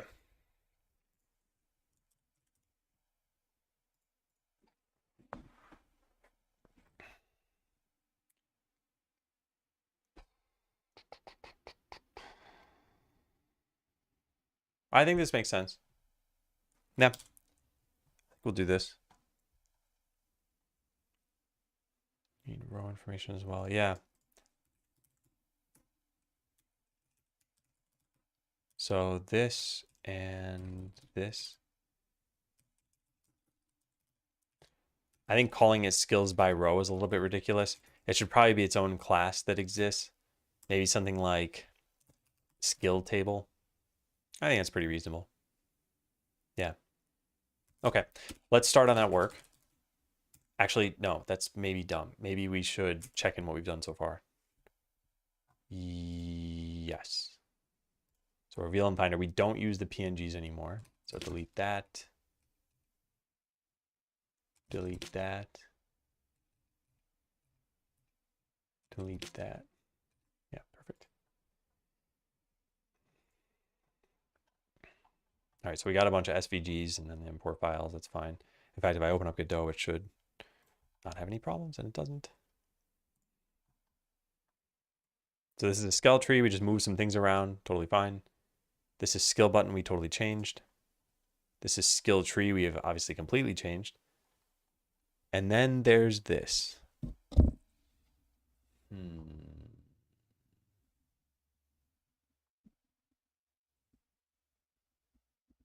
Set the text to the level. I think this is okay. We don't need the ability data anymore. Whoa, what? Whoa, what?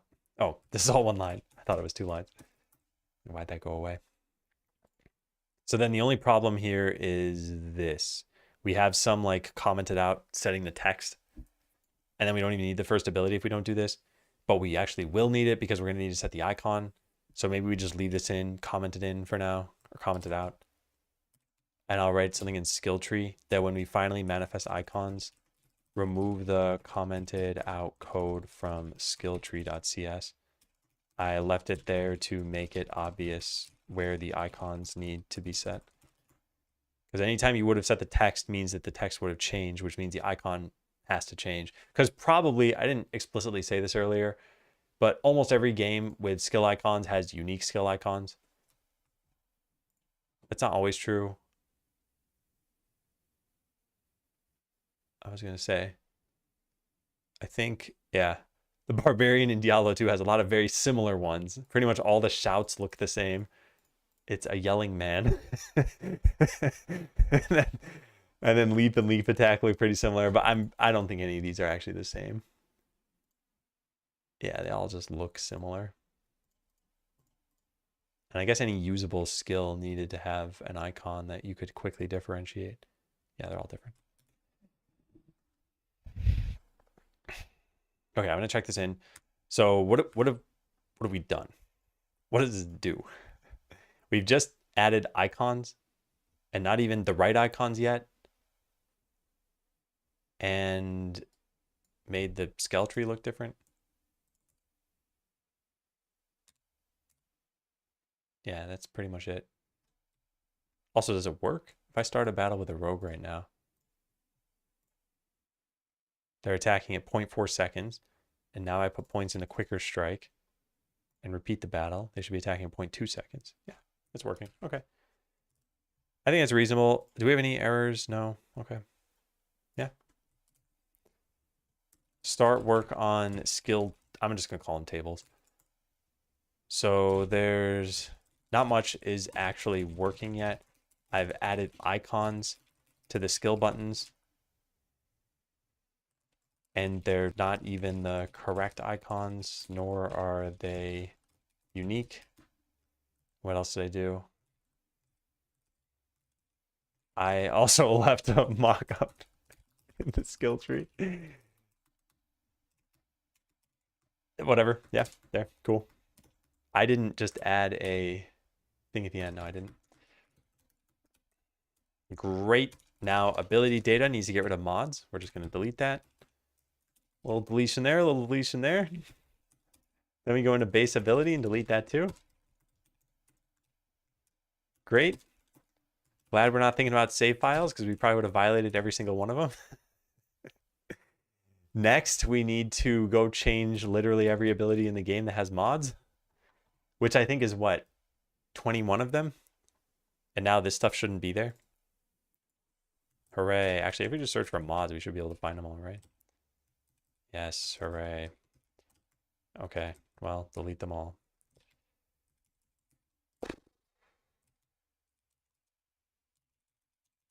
I think I accidentally left a comma in there earlier. Now it's just going to be a build error.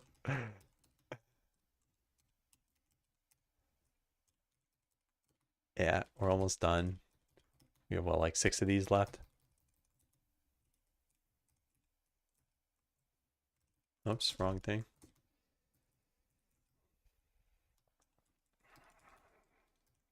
Almost. And the last one. Then we just need to find that comma I accidentally left in. In fact, if we search for comma, nope, I don't see it. Invalid expression, there it is.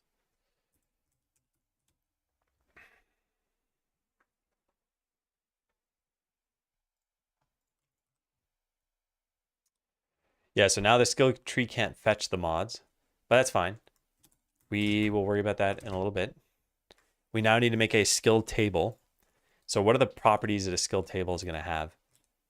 We're going to construct it, I guess, with the rows.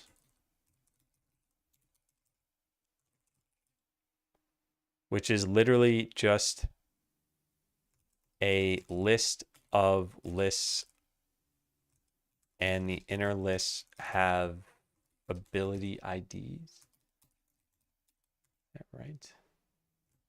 Yeah. Yeah, and the abilities themselves know what their max level is, right? Do they? Please tell me they do. Max level equals 5, yeah. Wow. I'm glad at least this system was fleshed out correctly. Our list of lists, inner lists have ability ID. And then, yeah, let's just start with that, I guess. Should each row also store the prerequisite points needed to unlock that, or is it always going to be the same? It's always going to be the same, yeah. I'll just make those a constant somewhere. Because I don't think they should differ based on the adventurer. I think it would feel weird if, like, the witch doctor, for example, had more skills in the beginning row. And, well, I don't know. Yeah, let's worry about that later. Let's just make them constant for now. Okay, so skill table. I guess let's save wherever we save all the other skill stuff, which is not here. Oh, they're called abilities.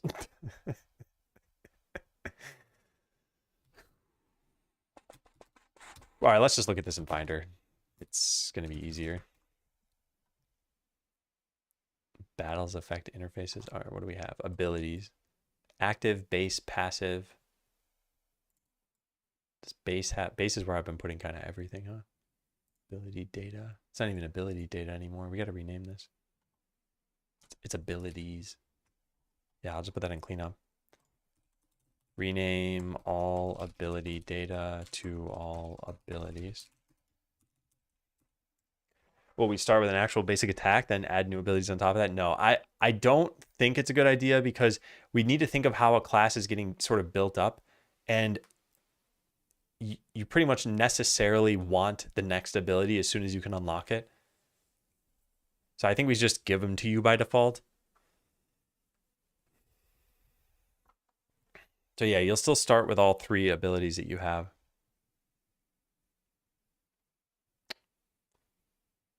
Yeah. If we were to change that, I guess we would need proper prerequisites in here. I don't think there's a reason to change it, though. Also, I think if we ever add any other abilities, because technically we could have a character with 4 abilities. We could make it like the, ultimate row in this list. You have like row 1, 2, 3, and then a 4th row with a new ability you can unlock. I don't think it's a good idea, though. Yeah. Yeah, I don't think it's a good idea. Okay, so we're going to put this here, I suppose. And we're going to call this skill table. Skill table. Just delete all this stuff for now. All right. So when you construct a skill table, you're passing in a list of ability ID.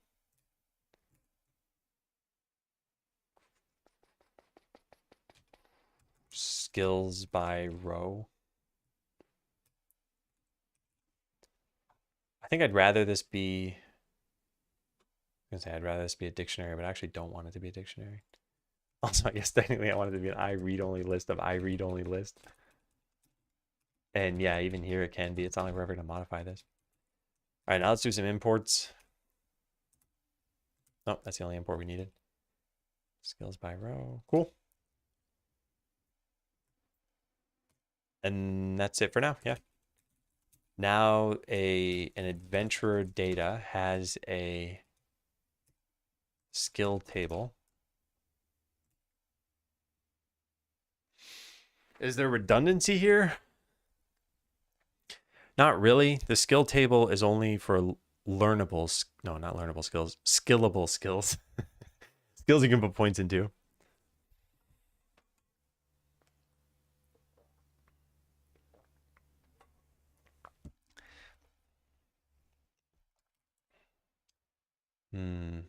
Yeah. Also, it's probably about time that we put parameters on all this stuff.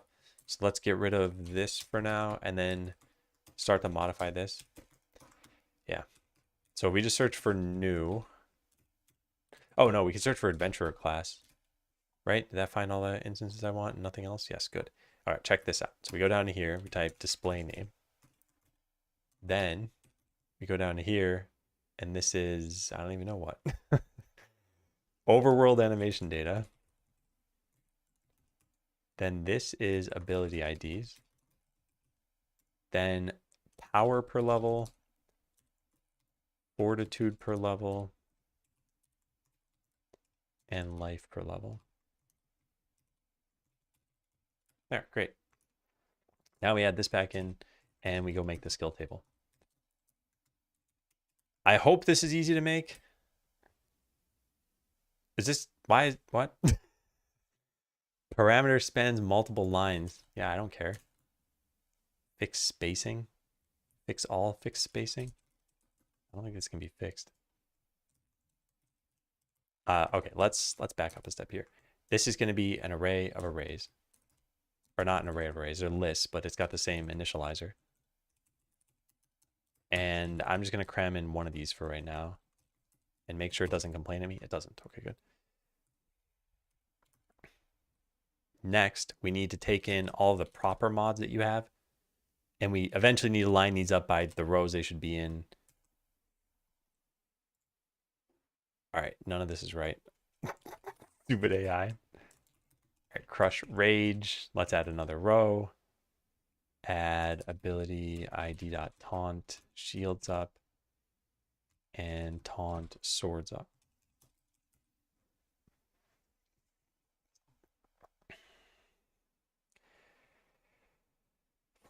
This will work. Yeah, it'll work. So I guess let's give everyone the same skill table for now then. We'll just put it here. And this won't even make sense for half of the characters. What's the problem with this? Syntax error. Life per level got deleted. Well, whoops. What happened with that? Did I have an extra cursor when I did this? No, I somehow just got this broken. What did I do?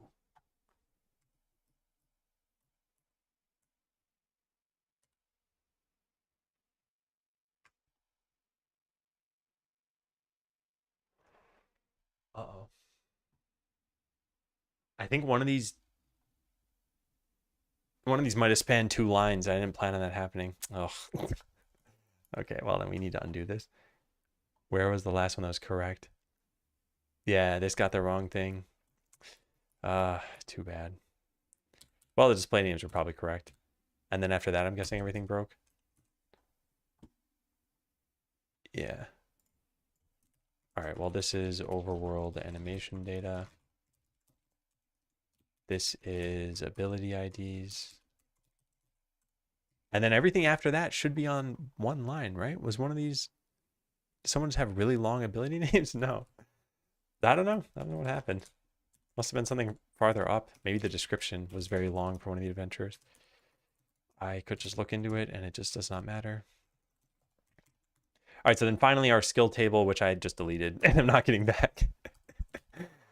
Oh man. Skill table. All right, I want ability ID crush disorient, ability ID crush rage.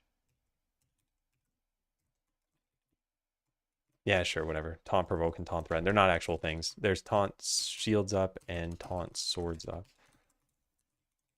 There. All right, and then make all of these new. Yeah, so it's just going to complain about this now, which I think we just ignore in the file. Because I don't care about this. Suppress in source. Oh, no, I don't want to. I want to suppress in the whole document.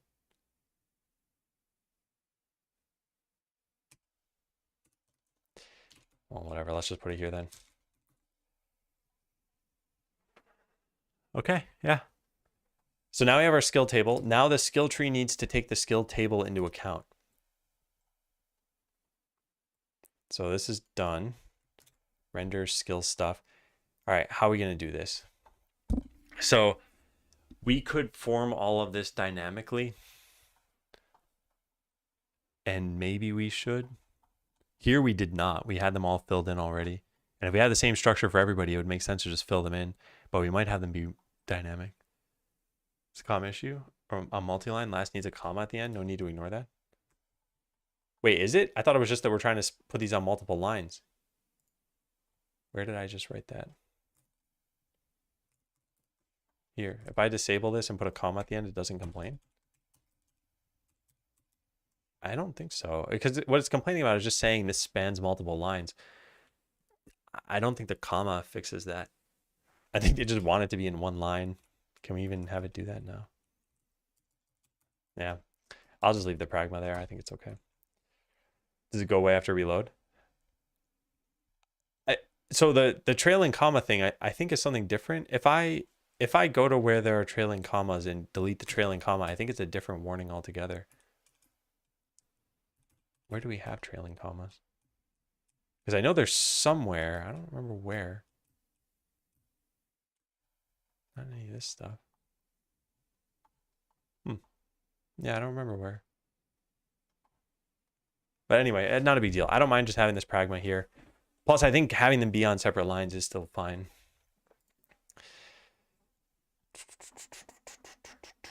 All X data, for example. All shop data. Oh, here's a trailing comma. Okay, yeah. If we delete the trailing comma, it gives us, yeah, a specific thing about trailing commas. So yeah, I'm pretty sure this one in ability data or whatever, adventurer data, has nothing to do with it because it's specifically about spanning multiple lines. Yeah. What was I going to do? Manifest this stuff into this skill tree. So how are we doing this? Oh, right. That's what I'd started to look at this. All right, we can have a VBox table representing the skill table. And what we could probably do is just say, just make the whole tree. Step 1, draw an outline of the owl. Step 2, ask AI to fill in the rest of the owl for you. It's finally possible. Yeah, I think that's what we're going to do. And then margin containers for the separators. So this whole thing would turn into a, so this is kind of stupid. It's called skill tree, but it's actually like your adventurer's pane or something like that. So I think we need to rename that at some point. Oh, I don't like that. I don't like that at all. Consider renaming skill tree to adventurer's pane or something like that. However, lots of variables would need to be updated. The skill, the actual skill tree is really just the skill table, I guess. Could you have a button in the adventurer's pane that opens up the skill tree in a second window? While you could, I think that the reason you wouldn't want that is because the only extra thing that the adventurer's pane has is a selector for your adventurers. And I think it's pretty much just assumed you'd want all that information at the same time. Well, not assumed, I'm assuming it, but I think it's reasonable to assume that you'd want all that information at the same time. I'll show you what I mean. Oh, I haven't fixed this yet, so I can't show you. Drat. Well, anyway, yeah.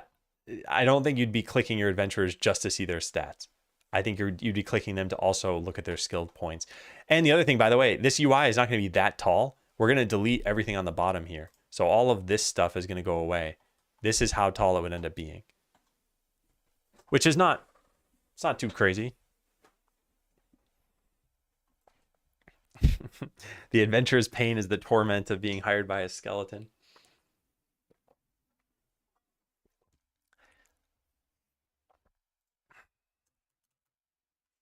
I'm going to write that down afterward. Delete the old skill tree from the bottom. All right, well, this will be fun. We're going to make a skill table scene. So close other tabs. And I guess export this to its own scene. Assets. Where's scenes? Oh, it's not in assets. That's why. Yeah, so skill table. are just dead ones we brought back in servitude with just skin and muscles and a circulatory system. Why can't my skeleton have those things? It's unfair. It's a cruel world.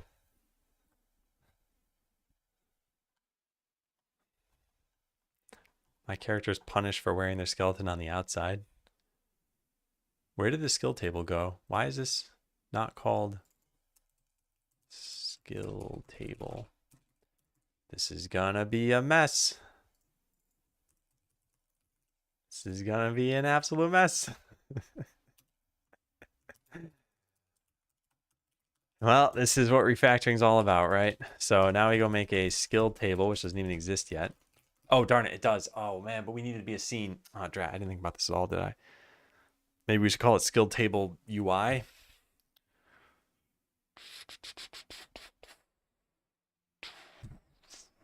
Really, this is what should be called skill tree.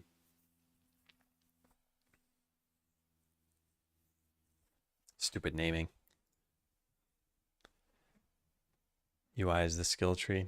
Skill table and skill table data.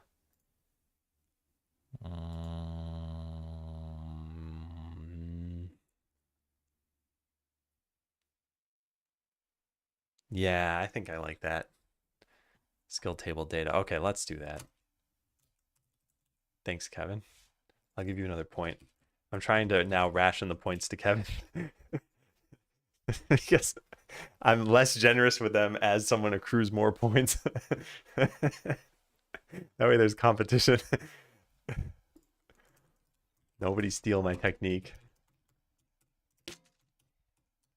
Oh, I should have renamed this before I did that. Too bad. Too bad, too bad, too bad. Skill table. I guess we're calling this data. Yeah, and then renaming all of this. All right, does the word skill table appear anywhere else?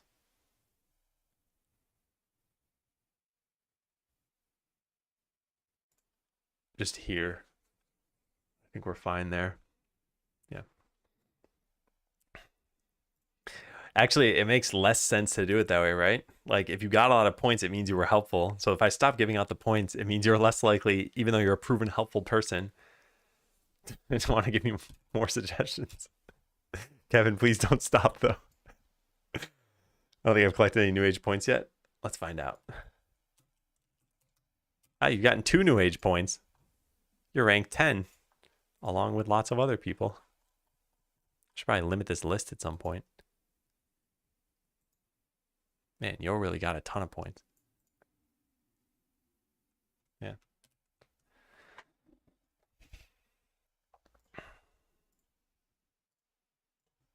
All right, attach a script.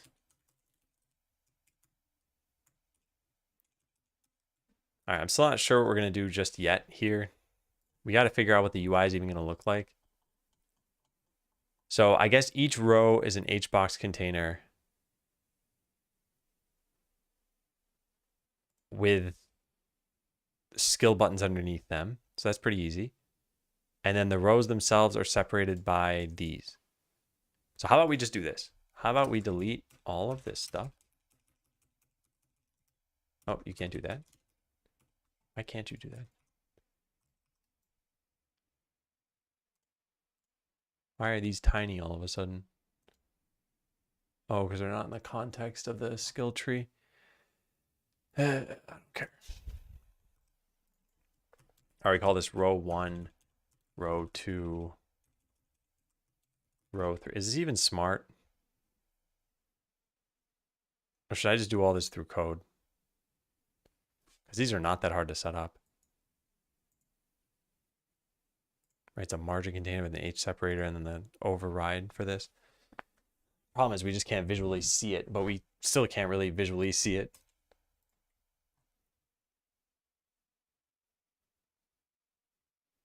I'm torn. I think I'm just going to go with this route for now.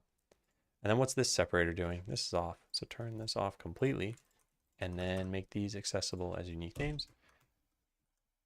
Then go read those things in.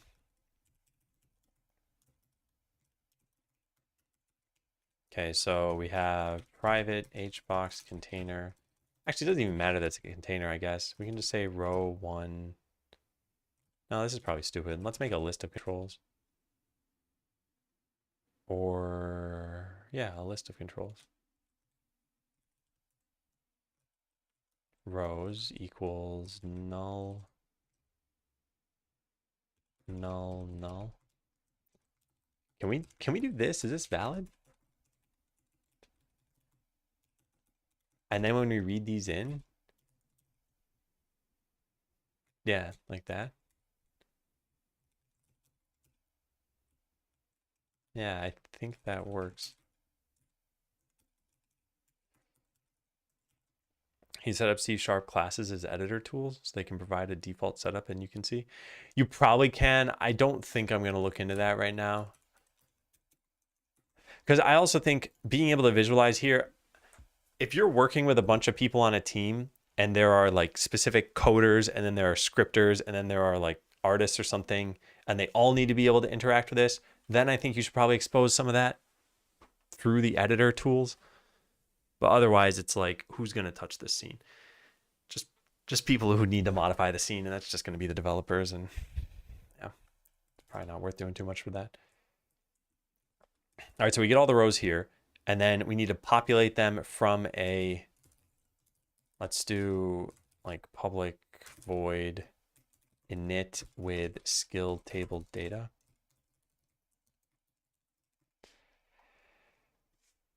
Okay, what is this even saying to do? I don't care. Let's just think of it ourselves. So we have skill table data, and this has skills by row. We're going to go through each of the rows that we have and populate the rows correctly. So for int I equals 0, I is less than data dot this dot count. Okay, so we need to get the particular row that's there. We need to go through each of these, and then we need to do a bunch of stuff that's not currently being done right now. We're going to make a skill button, make skill buttons based on the ability. We need to clear out any rows that are there already though.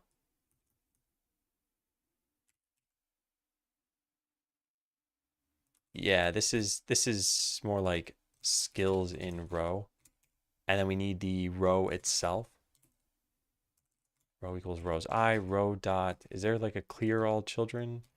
Get children. Yeah, for each node in this node dot queue free. This is going to wipe it out, and then we're going to recreate it. Yeah. Hey, Mystical Cell. Are you done with work now?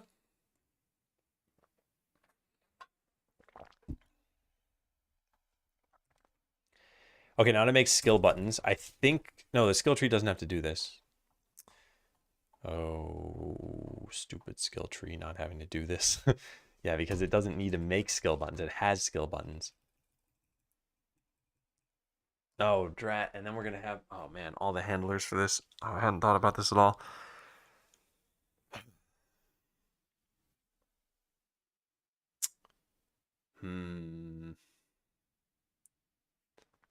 You are indeed. Nice, nice, nice.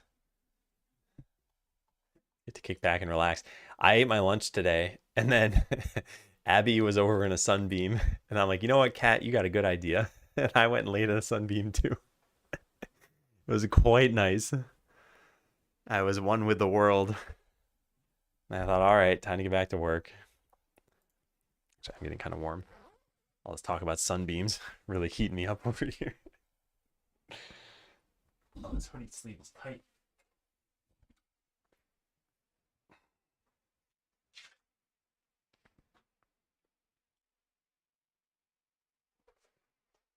All right, green screen going bonkers there.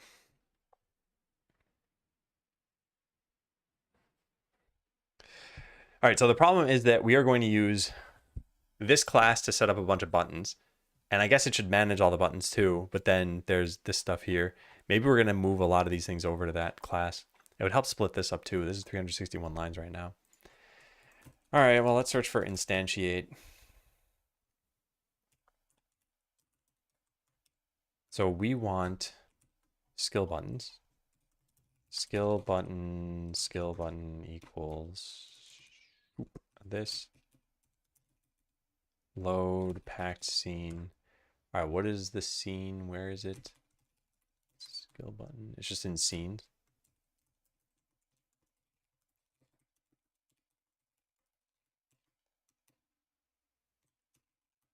All right. So we got the skill button. Now we need to do something with it. I don't know, initialize it.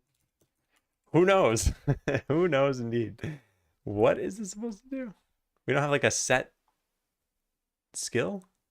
We have this. Is that literally all we do?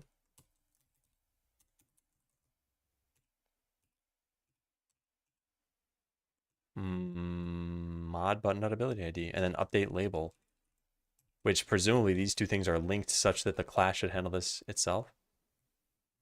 I'm guessing it is, but yeah, it probably is. Update skill button label. This is done in a lot of spots. Oh, an update label is something that happens in here. There's no label. What does this do? Update label, yeah. I guess this is updating the level. All right, sure, that's fine.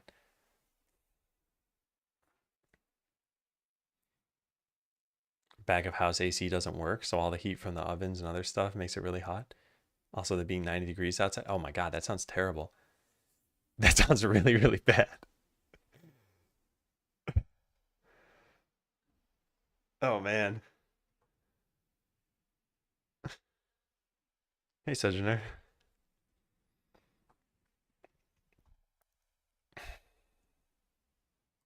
Yeah, man. Hope they fix the AC for you. All right, so ability ID equals the ability ID, and then we need to update the label to do update skill button label.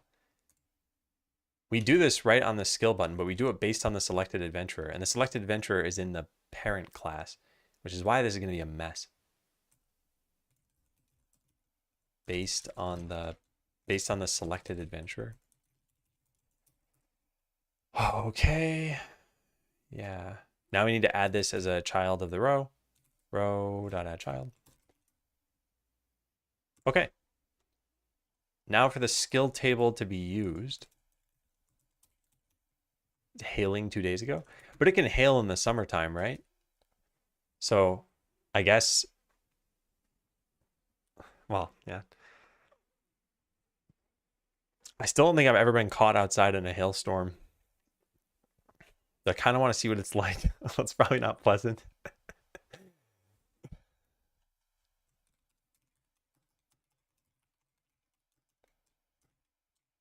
It's been out for a couple of years. What? Really? Man, I wonder if that contributed to your general manager's condition. Well, I don't know how often they were back in the I guess like what you called it, back of house. All right, so every time you select a new character, we got to set up all the skills for them. So I guess wherever we did ability ID equals something over here is where we need to do this too. Yeah, this stuff. This is on character selected. Okay, so I guess we just ditch all of this. Wow, literally all of it. Practically close to literally all of it. And then skill table.init with the adventurers skill table. Where does this come from? We need their class. All adventurer data. Do we get this somewhere else? We don't? Huh, interesting. All right, well, adventurer data equals get with their class, which I don't even think we have. We don't. Oh, no, we do. It's right there. And then initialize this with their skill table. All right, well, this will do part of what I want, I think. This will set up the buttons. What am I missing? Oh, man. Stupid context. Got to keep it all in my head. Oh, yeah. It'll only set up the buttons, but it won't have any listeners or tooltips or anything. I think that's what we'll have.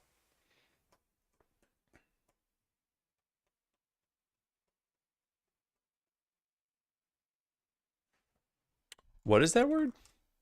I've never heard of that before.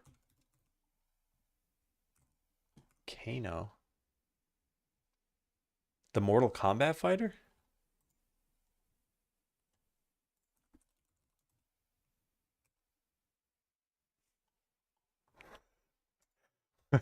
What is that? I can't find it even by searching. All right, so check it out. We got buttons here. These are disabled because I set the modulate right on the HBox container. Well, we're undoing that. Canoe.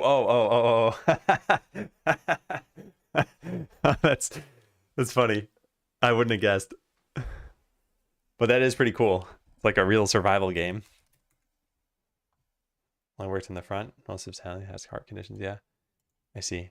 Well, I'm guessing the working in the front is why it took so long to get fixed. But I'm glad. Wait, no. I could interpret the we're finally supposed to get it fixed in January to mean this January. So yeah, 3 more months. Although it's 90 degrees now, I guess it's going to drop hopefully pretty soon. Here, the weather's been pretty much perfect. Today, it is... Oh, never mind. It's in the 70s today. But anyway, I think yesterday it was like 68 degrees Fahrenheit, which in Celsius is... Wait for it. 20.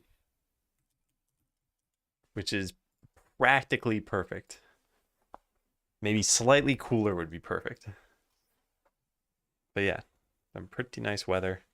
Went to the library yesterday, spent about an hour there, did some Skeleseller stuff.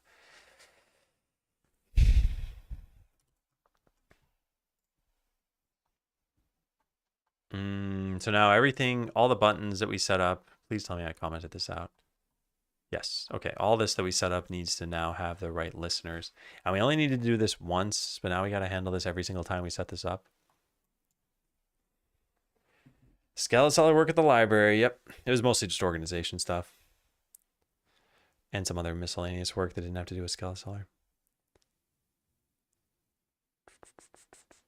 I have a personal to-do list that is split into to-do, or no, the daily stuff, the backlog, then like stuff to talk to my wife about, and then Skeleseller. And this particular section, just like everywhere else, has been growing way too much. Gotta remove some of the Skeleseller stuff from it. A lot of it is just ideas that I come up with just before I'm about to sleep or something like that, and I just had to file them somewhere, and I don't want to spend any time doing it. Just throw them in my to-do list.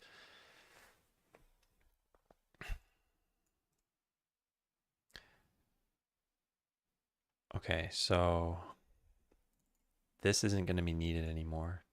No, wait, this is. That's not a problem. Get all skill buttons. This is going to be a problem. Get buttons that have mods. Oh my god. This is so dumb. Drops below 70 a night. That's not bad. Although I guess you're not working at night. So better get that AC fixed. I do hope that happens. That sounds like everyone's just gotten used to it by now, though.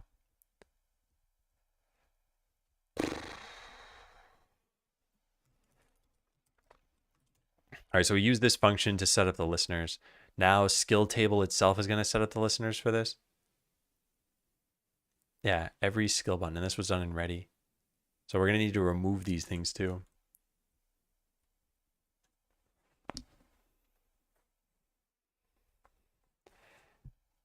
Are we making up words here? Is this an actual thing? What is that supposed to be? Greek technic? Kany. Oh, too many. Okay. Okay, never mind. I thought you were somehow making a joke about canoes. We were just getting farther and farther away from the right spelling of it.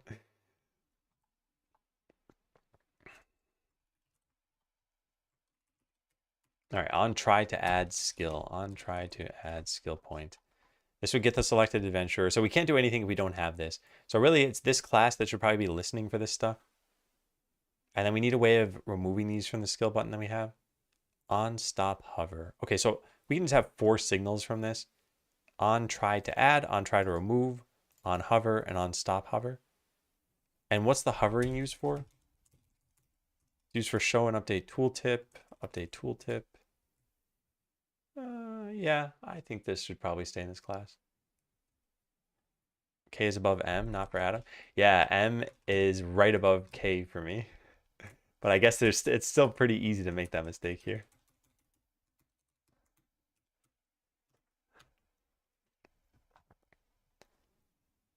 So we get 4 signals on this. We need to disconnect these listeners at some point. And that's whenever we free all of these children. So I guess we do need a way of getting all the skill buttons in the UI so that we can free everything properly. This is something that each of these rows should ideally know how to do. All right, well, let's go do this then. Let's find an action. Yeah, we're going to have 4 of these. They're going to be called these things. Or like thereabouts. On try to add point, try to remove point. On hover skill button. And on stop hover skill button. Next, we need these to be 1 line apart. And we need to import this. And all of these need to take in skill buttons, I guess. And then we call these from over here. I don't think I make the typo on a physical keyboard. That's totally fair. I am not trying to criticize. I just honestly didn't understand. Okay, so we can't call this on try to add. We need to make it like public void try to add skill point. And it takes in the button and invokes this. And we need to do this with all 4 of these. This also with a skill button, I guess. Mouse exited doesn't take that in though. Oh, none of this is going to work. What am I doing? What am I doing?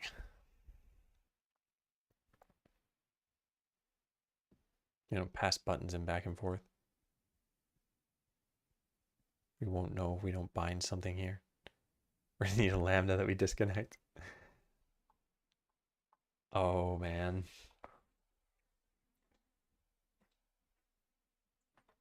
Is there no way to get all the listeners from an event so you can override queue free in the skill button and remove them there? I think there is. I'm not sure, but yeah, I'm not sure. And yeah, I don't like having to do this, and I especially don't like that we won't even know which skill button you clicked unless we get an ability ID or something here. Or capture a lambda and then keep track of a listener. But if I need to store these, then I'm going to need to store every single listener we ever created in here. I don't want to do that.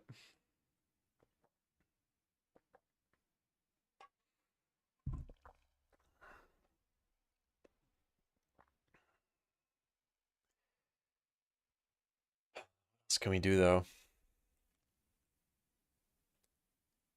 Mouse enter just doesn't have this information. Yeah, there's no other way. We need a lambda for this. Or we bind something in a callable.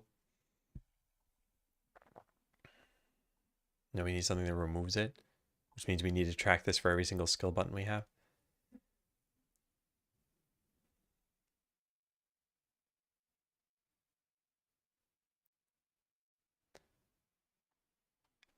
Yeah, I can't think of another way to do this.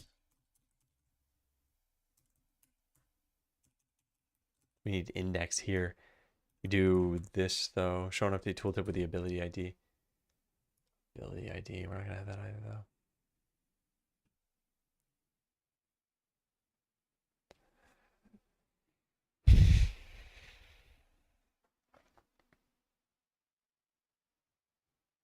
Okay, how about this? For now, let's not worry about this. Yeah, let's just invoke all the functions that we need to invoke.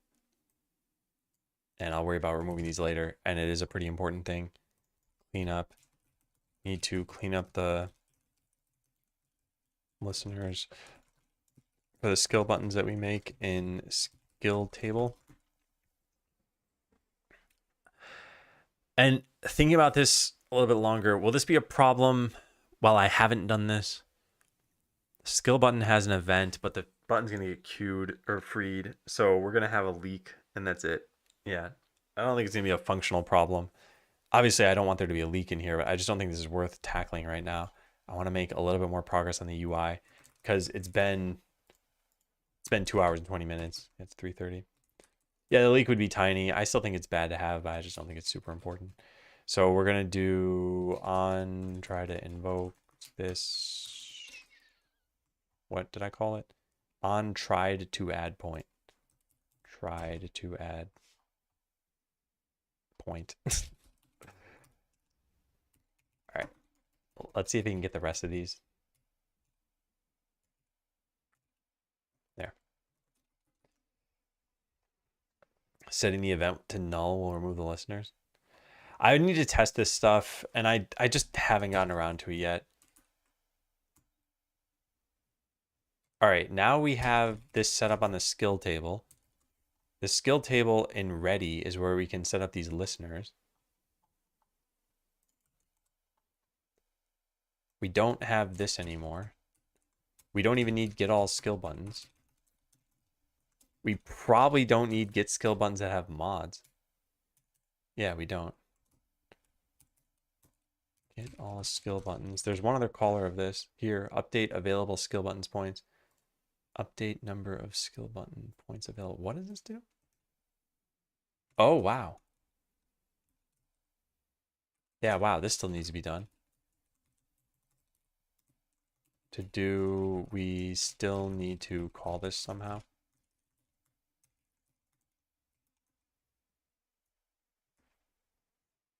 Null just works. I thought you needed to remove specific ones.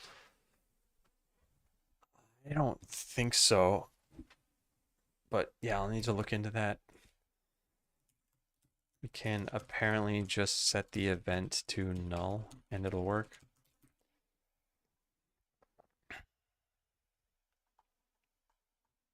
All right, what's on my clipboard because it's important? Yeah, this. So we need to do this over here. That one looks like it's just fine. Good. That is also fine. That's fine. And then this one's not going to be fine. This now needs to take in a skill button that we just don't use. Why did I do things this way? I don't think I had a reason. I'm just going to delete that. Yeah. Okay, so hovering should work for all of these things now. Let's go try it out. They're going to have the wrong icons, and they're only going to be 4 skills, 2 in each row, I guess. Nice. We don't have any points to add. Yeah, it looks like it's working.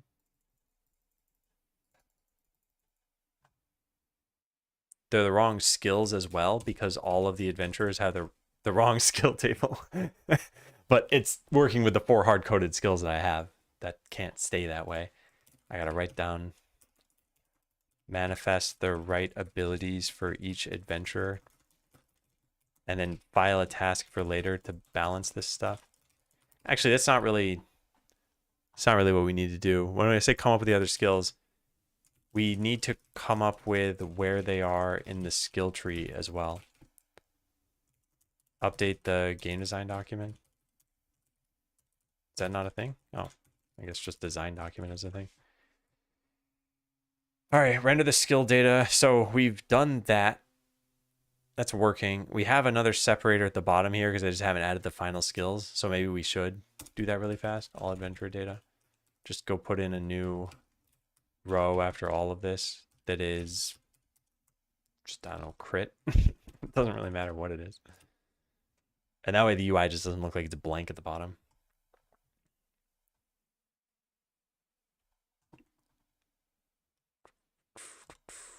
Yeah, good.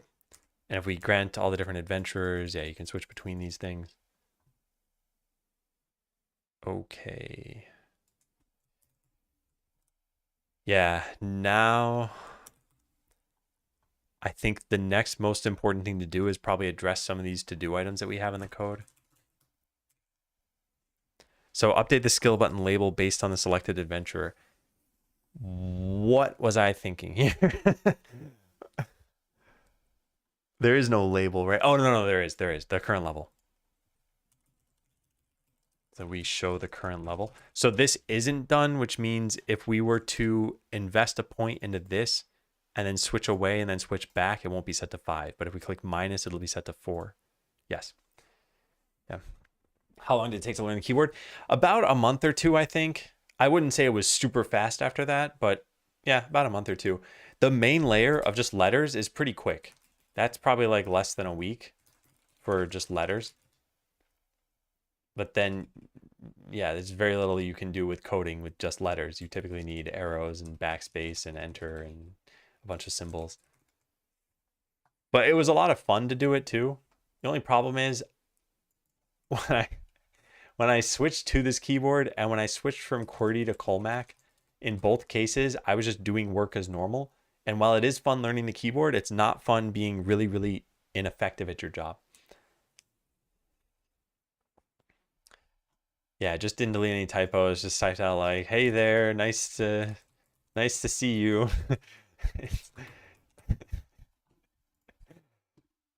People are like, "What has gotten into this person?" And I'm like, "Don't worry, it's just when I'm watching Twitch on Twitch TV, I type from my phone."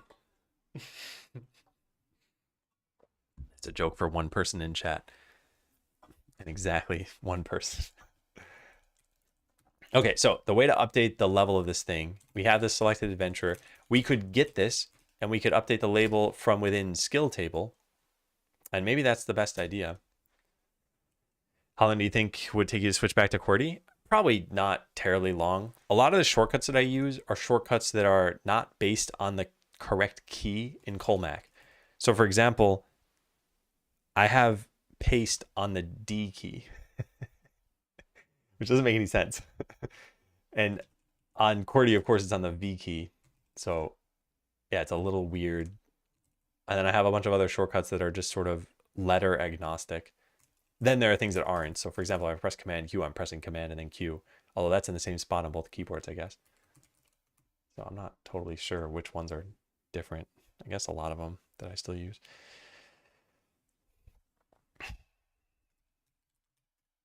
All right, where do we update the label on this thing? Update skill button label. All because we need the selected adventurer. We could pass in a reference to the skill tree and just get this. It's not really a problem. Face it, rotate 180 degrees. But then how does copy paste make sense on a QWERTY keyboard? What arcane things did you have to do to the P to get to change shapes altogether?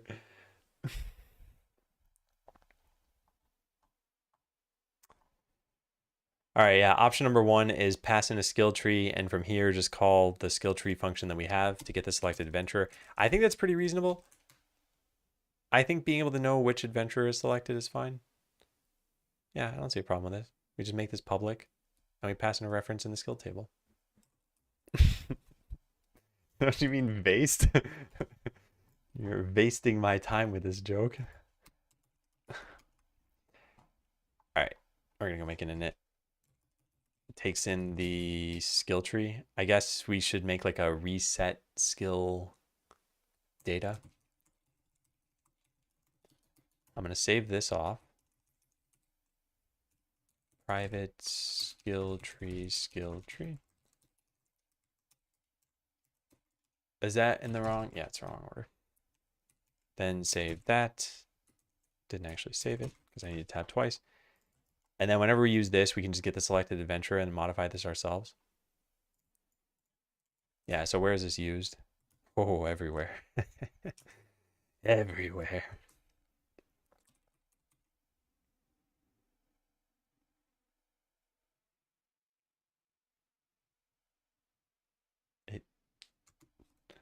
All right, I'm gonna not fry my brain. I will just say that's great, Monatic Bind.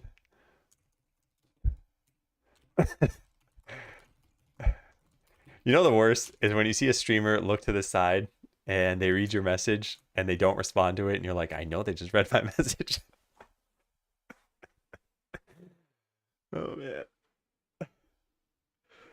Like the message didn't pass the threshold for being good enough. By the way, when I don't do that for people in chat, 99% of the time it's because I just don't want to sidetrack myself by responding to it.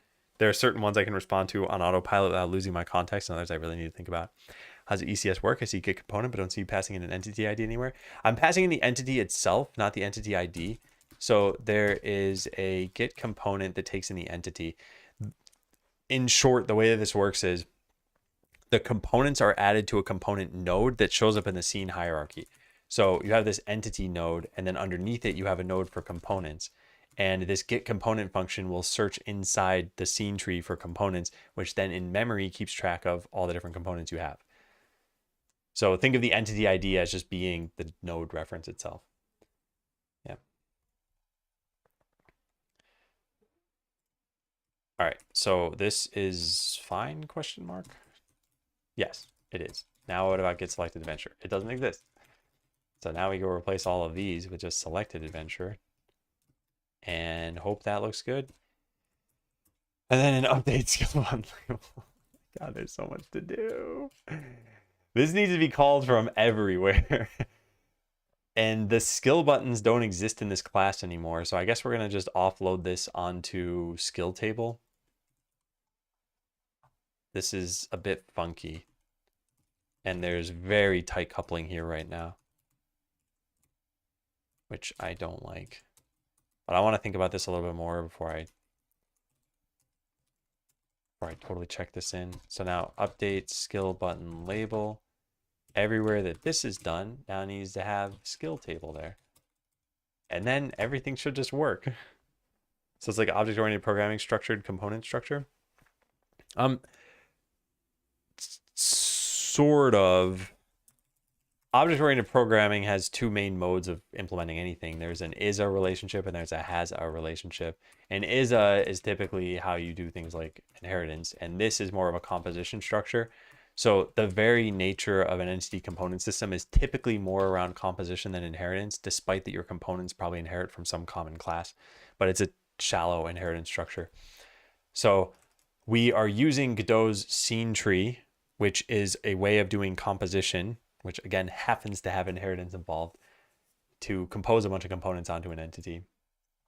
I can go into more detail if you want. I don't know if that's clear the way I just explained it. All right, required parameter needs to be passed in. This is going to make it so that that bug about switching adventurers doesn't work. Or sorry, that it doesn't repro, which is a good thing. So we're going to click grant most things. We're going to put some points into this and then switch away. And this should be set to 4 when we switch back. It is not. Oh, because I never called the function. Right. I have a to-do item right here and I just never called it. Yeah. So we got to call update skill button.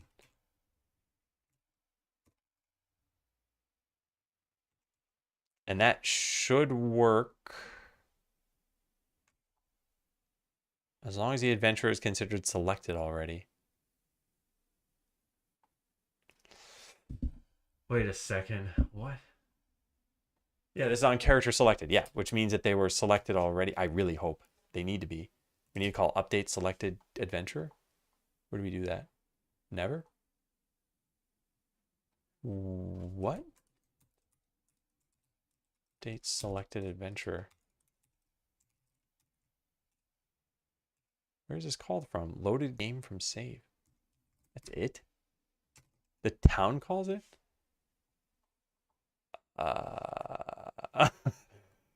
Uh-oh. What? Oh, we're getting it from the town. Oh my God, this is... I see. Yeah. This does not seem very smart. But I think it works. So yeah, let's try it out. Keeping pretty strictly the procedural version of ECS. The procedural version, I don't think I'm familiar with that.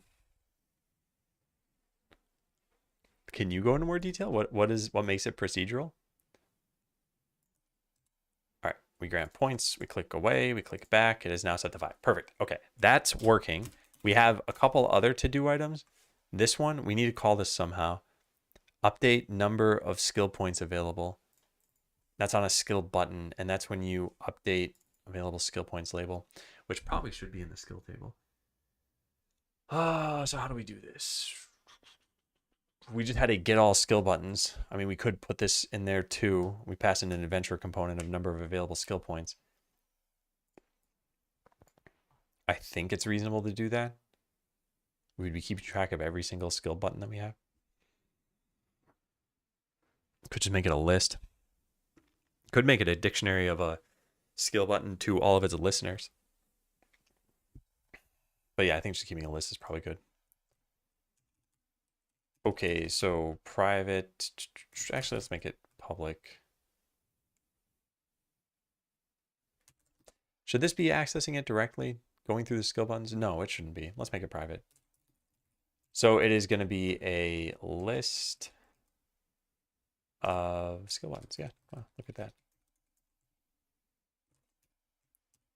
And I guess it's empty until we fill this in. So now we've added it, and now we need this function to be here, which is update available skill points label. Where is this called from? Modify available skill points. I don't like this. I don't like this at all. I think there should be a signal that does this and it just passes in how many skill points you have. Measure component number available skill point. Set the text. Well, all right, fine. Skill table dot update with the number available. And then we need to do this. All right. And we just iterate over skill buttons and do that. Yeah. Components are all allocated in typed arrays where each index is equal to an entity ID and the entity has a bit mask that tells you which components are active for it specifically. I see. Yeah. Out of curiosity, with a bit mask for that, are you accounting for eventually having more than the sort of bitage of the bit mask? So for example, if you have 4 bytes, then you can have 32 components. You'll, unless it's a small game, you'll probably end up with more than 32, which I guess you could just go to 8 bytes at that point, or I guess even 5 bytes or something like that. It's a UN8T array. Okay. Yeah, that'll work.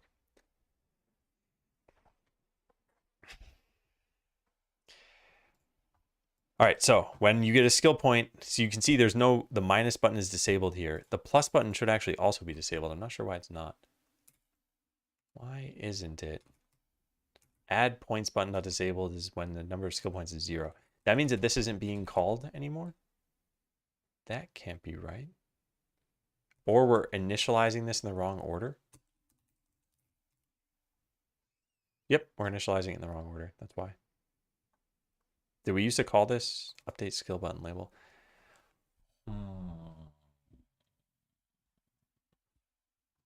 I think we just need to put this up here. And we need the adventurer data. And apparently not this.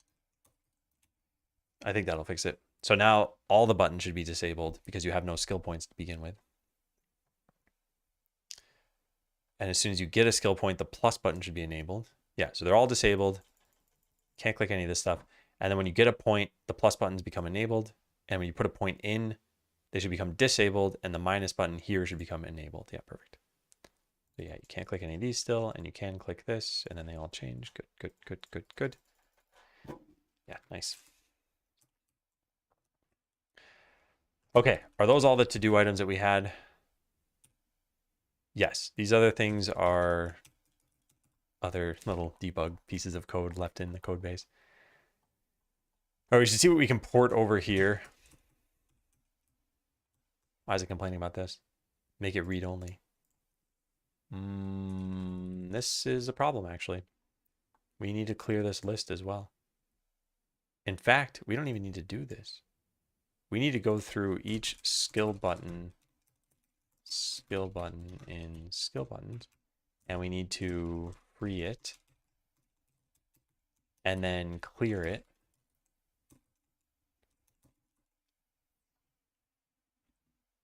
So why is the row needed up here? It's not. Let's get it down here, I guess. And get rid of this too.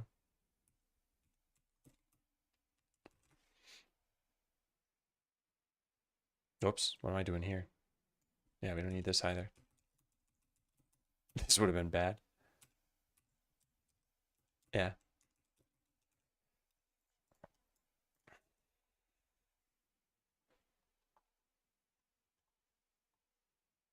Okay. Is this still supposed to be read only?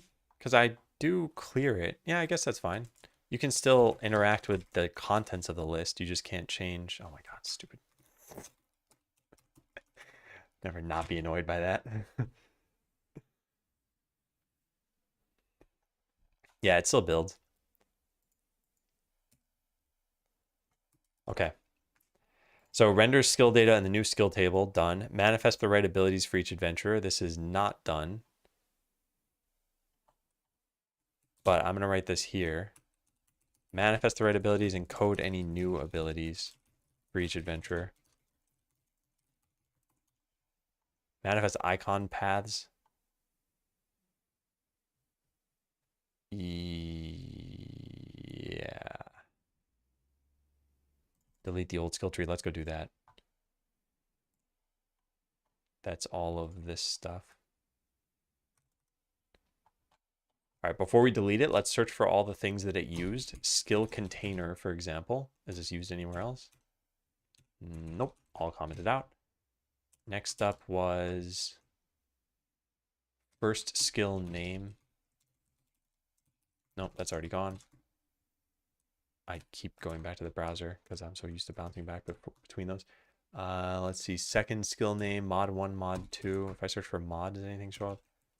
I'm in the wrong class. The word modify, that's fine. Modulate, that's fine. This stuff's all commented out. Yeah, let's delete all this. We did try changing the text here. We're going to need to change the icons. I think it's going to be easy enough. I think we'll just get rid of this whole remove the commented out code. All right, this can be deleted.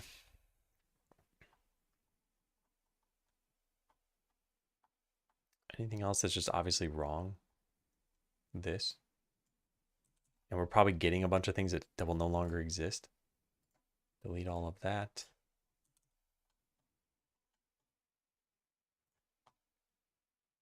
Okay, what about that container? Is that gone? Yeah. All right, let's try running this.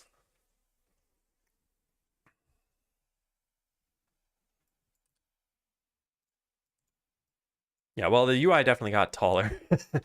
What we're going to do eventually is we're going to put this in the front and center of the game so that it'll look kind of like this. Imagine if the skill tree were here. So that's it. That's the only place your focus is. You don't see all this other stuff. It's going to look pretty much just like that. I think that'll help quite a lot. Yeah, this is great. Now, technically, if I put a bunch of points into this, we should have a 25% chance to crit. So I do 9 and then, yeah, 34. It's not 4 times because it's actually rounding. It's probably 8 point something. Okay, we got to check this in. This was great, by the way. This is just fantastic. Like, we made a ton of progress today. Whew. All right, let's type this. Run the script. Started working on the new skill tables. Designed the system and then started on the UI. Yeah. All right, this is a doozy of a commit. Yeah, this is scene changes. I'm happy with that stuff. I'd like some confidence that there is no vestigial code anymore. I don't know exactly if that's the case. I'll have to look through skill tree again. Yeah, we got rid of mods on everything, so nothing is surfacing them. Yep.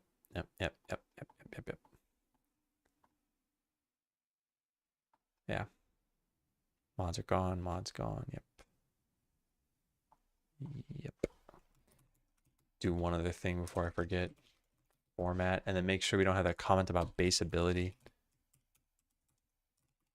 Yeah, it's just deleted. Base ability, got rid of that, right?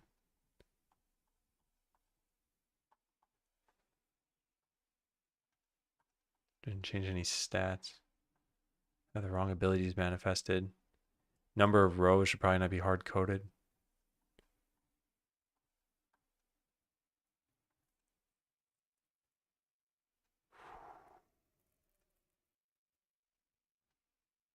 This is good, good. Yeah. Okay, so I still need to look through skill tree and I need to look through base ability really quickly. Why did this change? Oh, darn it. This is one of those annoying things where we have to say like intentionally left blank because then when I go to save it, it's going to change. Yep. All right, method intentionally left empty. It's actually not method. It's going to be the body of this thing.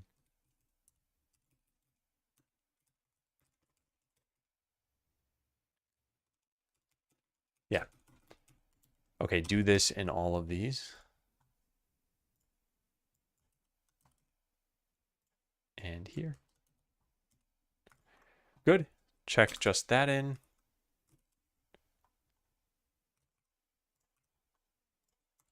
Fix spacing error. I'm not going to even say what this is. Just look at the commit, I guess. All right. Got to look through the skill tree again.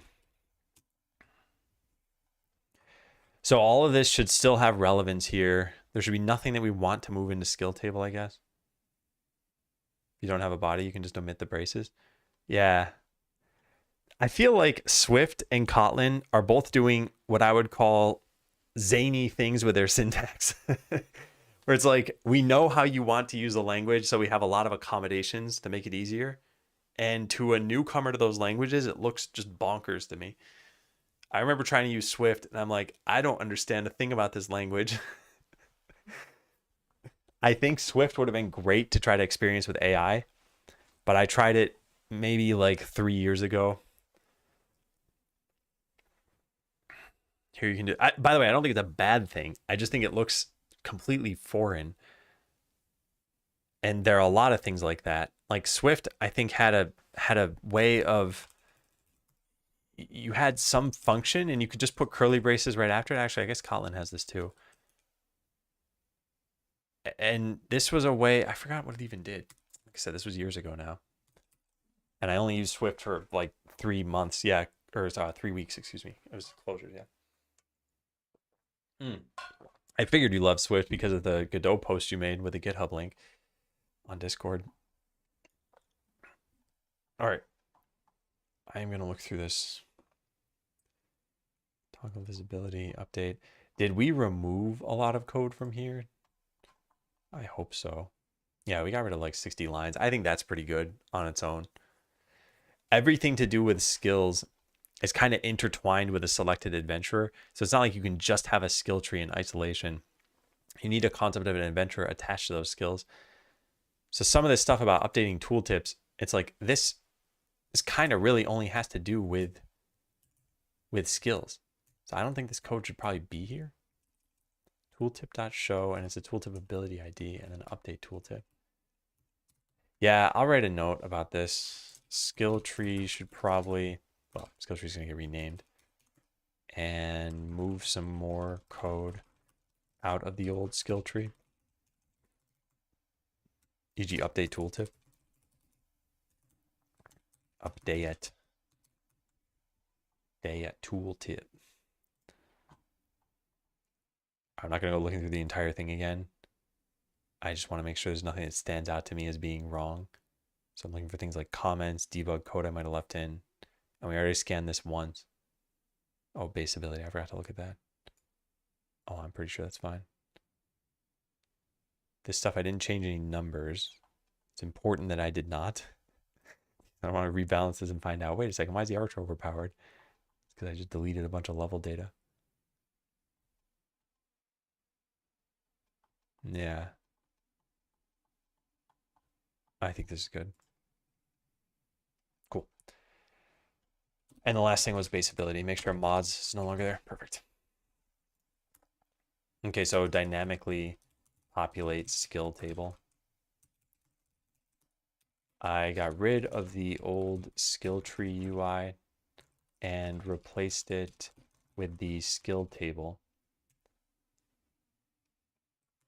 Adventurers do not have the right skills yet, but the UI should be functional.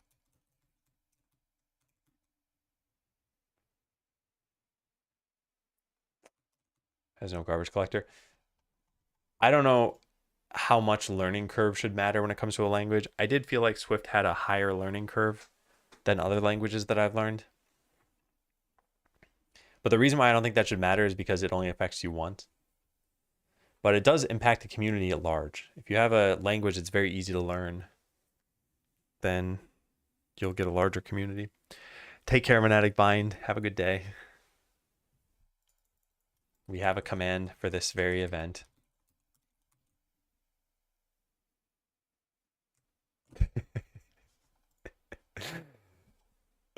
How nice. All right, icon pads, delete the old skill tree. We did that. Hide the current skill level. You can unlock a skill as you haven't put enough points. Put all this in a scroll container. Arrows, left clicking.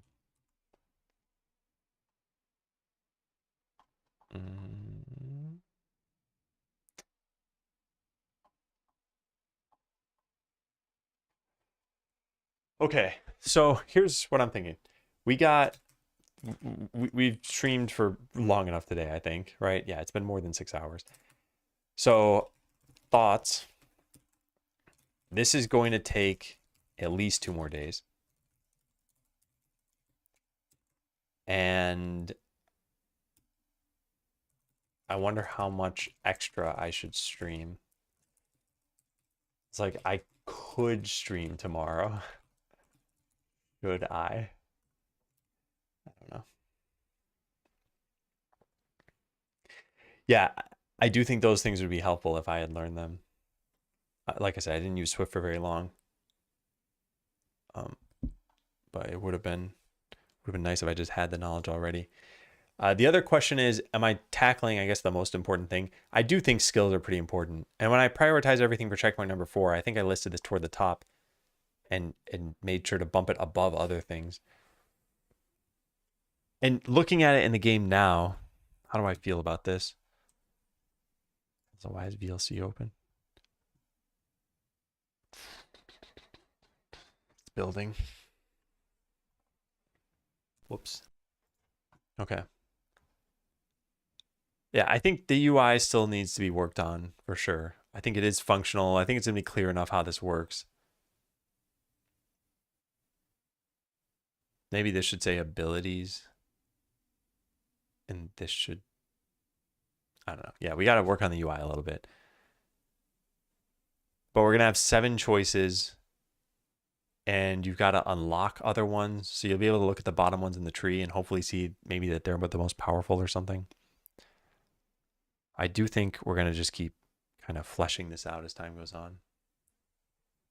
Yeah, I think it'll be a good change. And then after skill trees was make customers act like customers. This is also probably going to take a solid week. Boss monsters. And then balance. This is going to take forever. Title screen. I don't think the title screen is making it in checkpoint 4. Also, I haven't really made any progress with the music track after Friday. I don't think I really spent any time on this. And we got to put some time on that too. Usually called skills, so I think it's fine. I think so too. Yeah, I think so too. Also, I think we probably need to keep the word skills so that the word skell makes more sense when it's there. You get skell points and skill points. Confusing for people to talk about. Anyway, the last part of this is a 2024 calendar, which let's take a look. You are here on the 7th. So if it takes me this week to finish up with skill trees, and then we start working on the whole customers act like customers thing, and that takes a week, that brings us to 3 weeks remaining for the checkpoint. It might be doable. but I don't think balance information is going to be there. And I don't know how important balance is going to be for the next checkpoint's feedback. People are having fun and it's not super balanced yet. But I think if we're going to do this, we need to probably need 2 bosses if we're going to do this. Maybe just like reskin the ogre. Yeah, I think that could be fine. Reskin the ogre for now to make it a final boss and make it really challenging.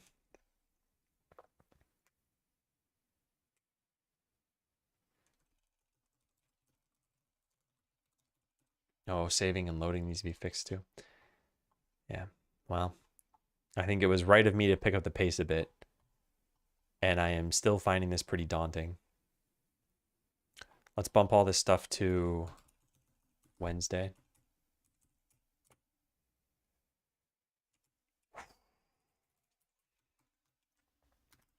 Okay. Yeah. Well, I think it was a good day. Oh, and what a day. All right, who are we gonna raid? Hey, Yuki's online.